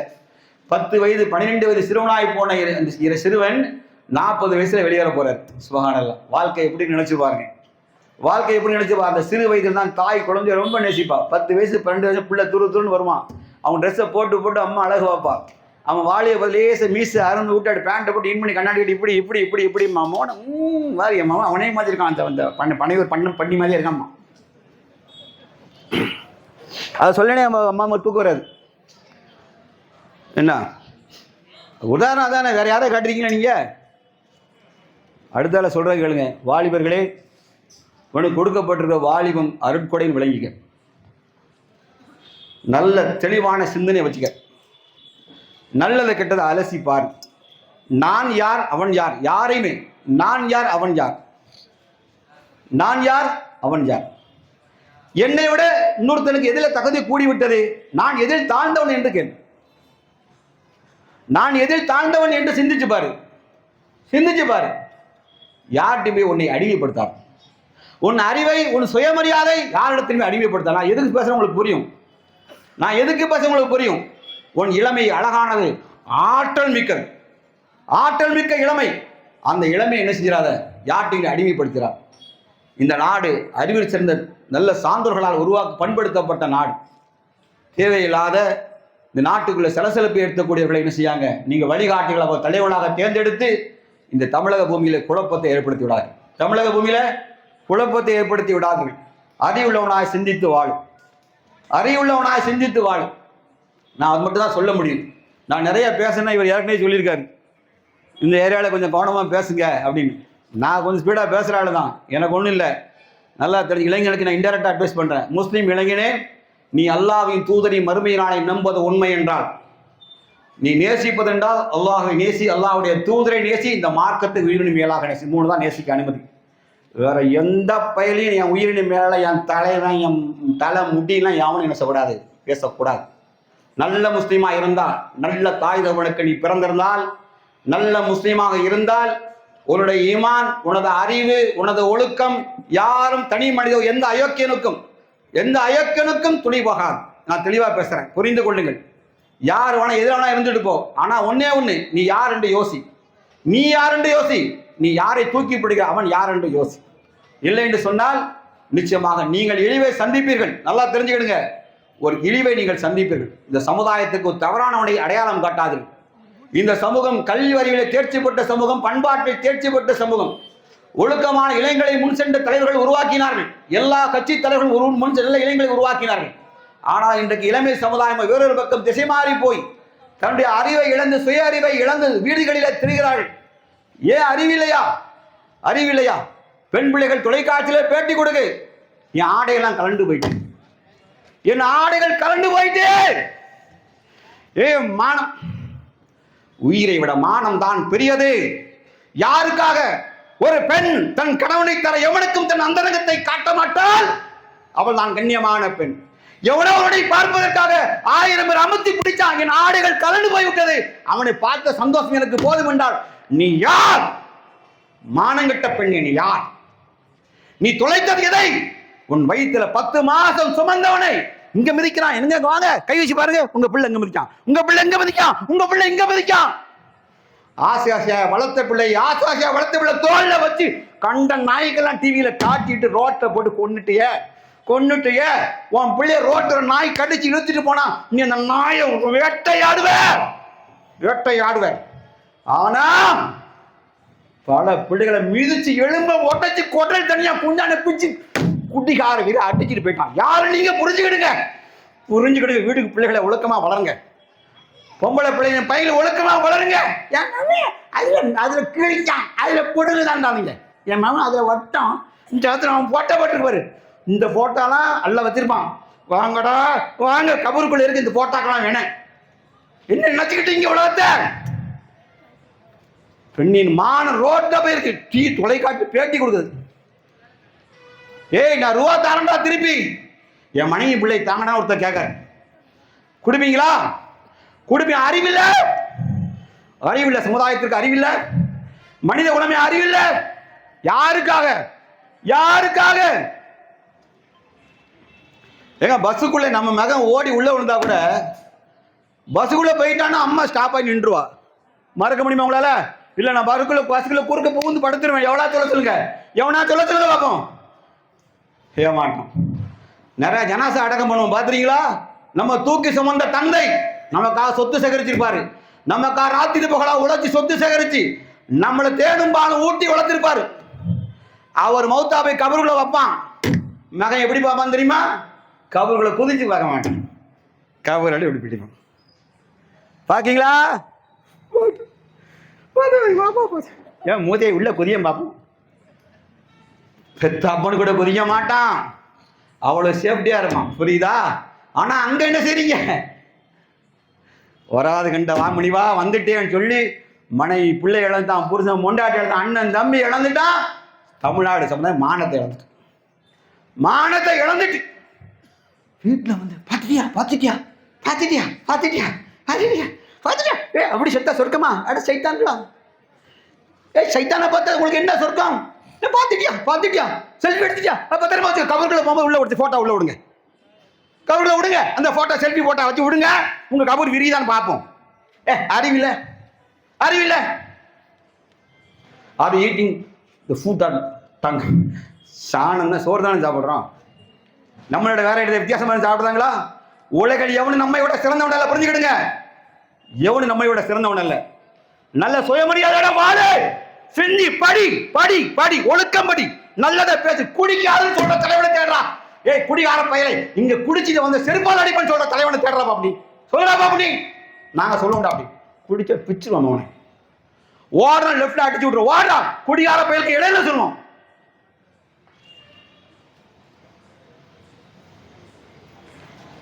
அவமானமா இருக்கு. நான் தமிழ்நாட்டில் இருக்கிறது, தமிழ்நாடு கல்வி தரத்தில் அப்படியே உலகத்தில் ராக்கெட்ல போகுதுன்னா போயிட்டு ராக்கெட்ல போயிட்டு 27ஆம் தேதி ராக்கெட் வேகமா போச்சு. பார்த்தோம் இதா பாருங்க, தண்ணி பாட்டில் கொண்டா. இது எதுக்கு? எனக்கு குடிக்கிறது இல்லைம்மா. 30 பேர் ஹாயா பண்ணுற இடத்துல 500 தண்ணி 100 தண்ணி பாட்டில் வச்சுருக்கான். 30,000 பேர் ஒரு இடத்துல பச்சை தண்ணி கிடையாது. புரியுதா? தெரியுதா? ஒரு தலைவன் யார் தெரியுமா? தொண்டனின் நாடி நரம்பு உள்ளத்துல எல்லாம் கணக்கு போட்டு தெரியணும். நான் சாப்பிட்றேன் இல்லையா, உமர் அலி விஷயத்தை சொல்லி நான் முடிச்சிடுறேன். உமர் அலி ஆட்சியில் என்ன நடந்துச்சு? பஞ்சம் வந்தது. பஞ்சம் இதில் 3 ஆண்டுகள் பஞ்சம் நீடித்தது. உமர் அலி அவர்கள் மெலிந்து போனார்கள். ஏன் தெரியுமா? மக்கள் எல்லாம் உணவு இல்லாமல் வெறும் காய்ந்த கோதுமை தின்னும் போது நான் இறைச்சி உண்ண மாட்டேன் என்று மாபெரும் ஆட்சியாளர் கடைசி வரைக்கும் 3 ஆண்டு காலம் வெறும் ரொட்டியை தின்னுட்டு படுத்தார். கண்கள் கருப்படித்தது, கண்ணுகள் ஒட்டின, வயிறு ஒட்டின, தோற்றம் மாறியது. இன்னொரு தெரியுமா சொன்னாரு? என் ஆட்சியிலே ஏதோ கடற்கரை ஓரமாக ஒரு நாய் கூட பசியின் காரணமாக பட்டியலே சாவு என்றால் இந்த உமராகிய நான் தான் அதுக்கு பொறுப்பான என்று சொன்னார். என் தொண்டனோடு செத்தால் நான் தான் பொறுப்புன்னு சொல்றவன். நான் நல்ல தலைவன். எவன் செத்தான் எனக்கு தெரியாது ஓடுவன. நான் அவர்களை குறை சொல்ல மாட்டேன். தேடுகிறேன் தலைவனை, தேடுகளே. அறிவோடு தேடுறான், மரமண்ட பயலாம். அறிவோடு தேடு, அறிவோடு தேடு, அறிவோடு தேடு. அவ்வளவு நான் சொல்லுவேன். அறிவோடு தேடு. உன் தாயும் தந்தையும் சீராவா நினைச்சு பாரு. உன் தகப்பன் வேர்வை சிற்ப சம்பாதித்த காசை கொண்டு போய் எவனுக்கோ ஏய் செய்யாதடா. ஒரு சம்பாத்தியத்தில் உன் தகப்பட்டு சட்டையில காசு எடுத்து அவருக்கே ஒரு வேட்டி சட்டை வாங்கி கொடுத்து, டேடி உன் சட்டையில திருண்ண காசு அவனுக்கு ஒரு வேட்டி வாங்கி சொல்லி பாடுறா. உன் தகப்பன் சந்தோஷத்தை ரசிடா. முட்டாப்பையில ரசி வெறி பிடிச்சு. உளமாக்கல நீ வேற கொண்டாட்டி உளமாக்கல நீ. இது உளமாக்கல நீ வாங்கடி இருக்கு ஓதி படிச்சவனுங்க. அல்லாஹ் இத்தக்குள்ளா நான் எவனுக்கு வக்காலத்தவங்க இல்லை. நான் ஒன்னே நான் யாரையும் பேர சொல்ல, புரிஞ்சுக்கிடுங்க. ஆதி உள்ளவங்க ஆகி செயல்படு. நீ யாரு சிந்தியில சொல்ற சுய ஒழுக்கத்தை சொல்லு. டேய் பீடி குடிக்காத, சிகரெட்டு குடிக்காத. எத்தனை பொம்பளை பிள்ளை நான் கேட்க சகோதரி எதுக்கு நீங்க ஹிஜாப் போடுறீங்க? பஸ் ஸ்டாண்ட்ல உங்க கிட்ட ஒருத்தர் இப்படி வந்து நின்னாங்க என்ன செய்வீங்க? தங்கச்சி மாறே முஸ்லீம் அல்லாத பிள்ளைகளுக்கு கேட்கிறேன். பஸ் ஸ்டாண்ட்ல நான் வந்து இப்படி நிற்கேன், முறைப்பீங்க. இல்லை பக்கத்து இடிச்சுக்கிட்டே இருக்காமீங்க. சொல்லுவீங்களா மாட்டீங்களா? சொல்லுவீங்களா மாட்டீங்களா? எப்படி இடிச்சா அமுக்குனா? வெக்கமானம் இல்ல, அறிவில்ல, அறிவில்ல. பஸ் ஸ்டாண்ட் இடிச்சா உங்களுக்கு கொஸ்டின் வரும். அப்புறம் அங்க என்ன டீசிங்? அது என்ன டீசிங்? ஒரு ஆம்புலன்ஸ் டிரைவர் சொன்னான், ஒரு சகோதரி ஆடை கிழிஞ்சிட்டு என்னுடைய சட்டையை பனியனை கழட்டி போட்டு அந்த அக்காவை கொண்டு விட்டுட்டு வந்தாங்க. டேய் அதுல உள்ள முட்டா பயிரலா, உனக்கு அக்கா இருந்தா அப்படி சட்டையை கழட்டி இருவான் அந்த பாரு. யோசிச்சு பாரு. முட்டா பயிர், முட்டா பயிர். அறிவோடு செயல்படுங்கள். தமிழகம் பண்பட்ட திருப்பி சொல்லுதேன், இங்கே அனாச்சாரம் இடம் கொடுக்கூடாது. எதை வேணா ரசி, எவர் ரசினா there is limit for everything. எல்லாத்துக்கும் ஒரு அளவு இருக்கு, அதோட நிறுத்திக்க, தாண்டி போகாது. நீ சொல்ல ஆஃப்டர் ஆல் நீ இவன் தான்னு சொல்லு. என் அப்பனோட நீ பெரியவன், எனக்கு சொல்லி கொடுத்த பள்ளிக்கூட வாத்தியாரோட நீ ஹீரோவாடா? வாத்தியாரோட ஹீரோவா? எங்க ஊர் தலைவரோட நீ ஹீரோவாடா? எங்க ஊர் பஞ்சாயத்து தலைவரோட நீ ஹீரோவா? இவ்வளோடா கேட்கணும். மூஞ்சில பவுடர் அள்ளி போட்டு சொட்ட தலையை ஒட்டி வச்சுக்கணும். பல்ல காட்டிட்டு வரீங்க, போய் கோட்டை செல்ஃபி எடுங்க. எல்லாம் மண்டையை கட்டிட்டு போட்டோ எடுங்க. சரியும் வாழ்க்கைந்து போட்டோ பார்க்க மாட்டீங்க. அப்புறம் இத்தக்குள்ளா அல்லாஹ் முஸ்லீம்களை பயந்து கொள்ளுங்கள். தமிழ் சமுதாயமே அறிவோடு நடந்து கொள், அறிவோடு நடந்து. அவ்வளோதான் நான் சொல்லுவேன். அறிவோடு நடந்து கொள்ளுங்கள். எனக்கு மனசுல அவ்வளோ வேதனைகள் இருக்கு. ஏன் தெரியுமா? நான் 41 உயிர்களின் பிரதிநிதி. I am the representative of the last 41 souls. 41 ஆத்மாக்களின் பிரதிநிதி நான். அந்த வழியின் வேதனை நான் உணர்ந்தவன் நான். நாங்கள் மனிதநேய இயக்கத்தை நடத்துகிற முஸ்லீம்கள், நாங்கள் உயிர்களை காப்பாற்றுவதற்கு ஆம்புலன்ஸ் நடத்துகிற இயக்கங்கள் நாங்கள். மழை வெள்ளம் வந்தால் எங்கள் உயிரை வைத்து மக்களை காப்பாற்றுகிற மக்கள் நாங்கள். எவன் உயிரும் அழிவதை ரசிக்கிற முஸ்லீம்கள் கிடையாது. இயக்கங்கள் வேற இருந்தாலும் களத்திலே நாங்கள் மார்க்கத்தை நிலைநாட்ட, நாங்கள் உயிர்களை காப்பாற்ற ஓடி வர சமுதாயம் நாங்கள். 41 உயிரை திறந்துட்டு நீ எப்படி வேணாலும் உன்னோட தலைவன் மீது வெறி பிடித்து அலையலாம். நாங்கள் அந்த மக்களை என்னுடைய உடம்பரவா, தங்கையாய், சகோதரியாய், அண்ணனாய், பிள்ளைகளாய் பார்க்கணும். அதனால வழி வேதனை யார் அரசியல்வாதி பேச மாட்டான். ஏன்னா அவன் ஓட்டுக்காக நடிப்பான். நாங்க ஓட்டுக்கு வரல உண்மையான வேதனையாக பேசுகிறேன். தமிழ் சமுதாயமே, இளைஞர்களை திருந்திக்கோ. ஓடாத, கண்டம் முன்னாடி ஓடாத. ஓடு ஓடு ஓடு. உன் தாய் தப்பின் உழைப்புக்கு பின்னாடி ஓடு. உன் தாய்மையை தூக்கி உயர்த்த வேண்டும் ஓடு. நீ கல்விக்காக ஓடு, உழை, உன் அறிவை தேடி ஓடு, ஒழுக்கத்தை தேடி ஓடு. இந்த சமுதாயம் திருந்தி தமிழ் சமுதாயம் உலகத்திற்கு மீண்டும் வழிகாட்டுகிற சமுதாயம் ஆக வேண்டும் என்ற நல்ல எண்ணத்தோடு என் உரையை நிறைவு செய்கிறேன். வாஹிர் தவானா அல்ஹம்துலில்லாஹி ரப்பில் ஆலமீன். அஸ்ஸலாமு அலைக்கும் வரஹ்மத்துல்லாஹி வபரகாத்துஹு.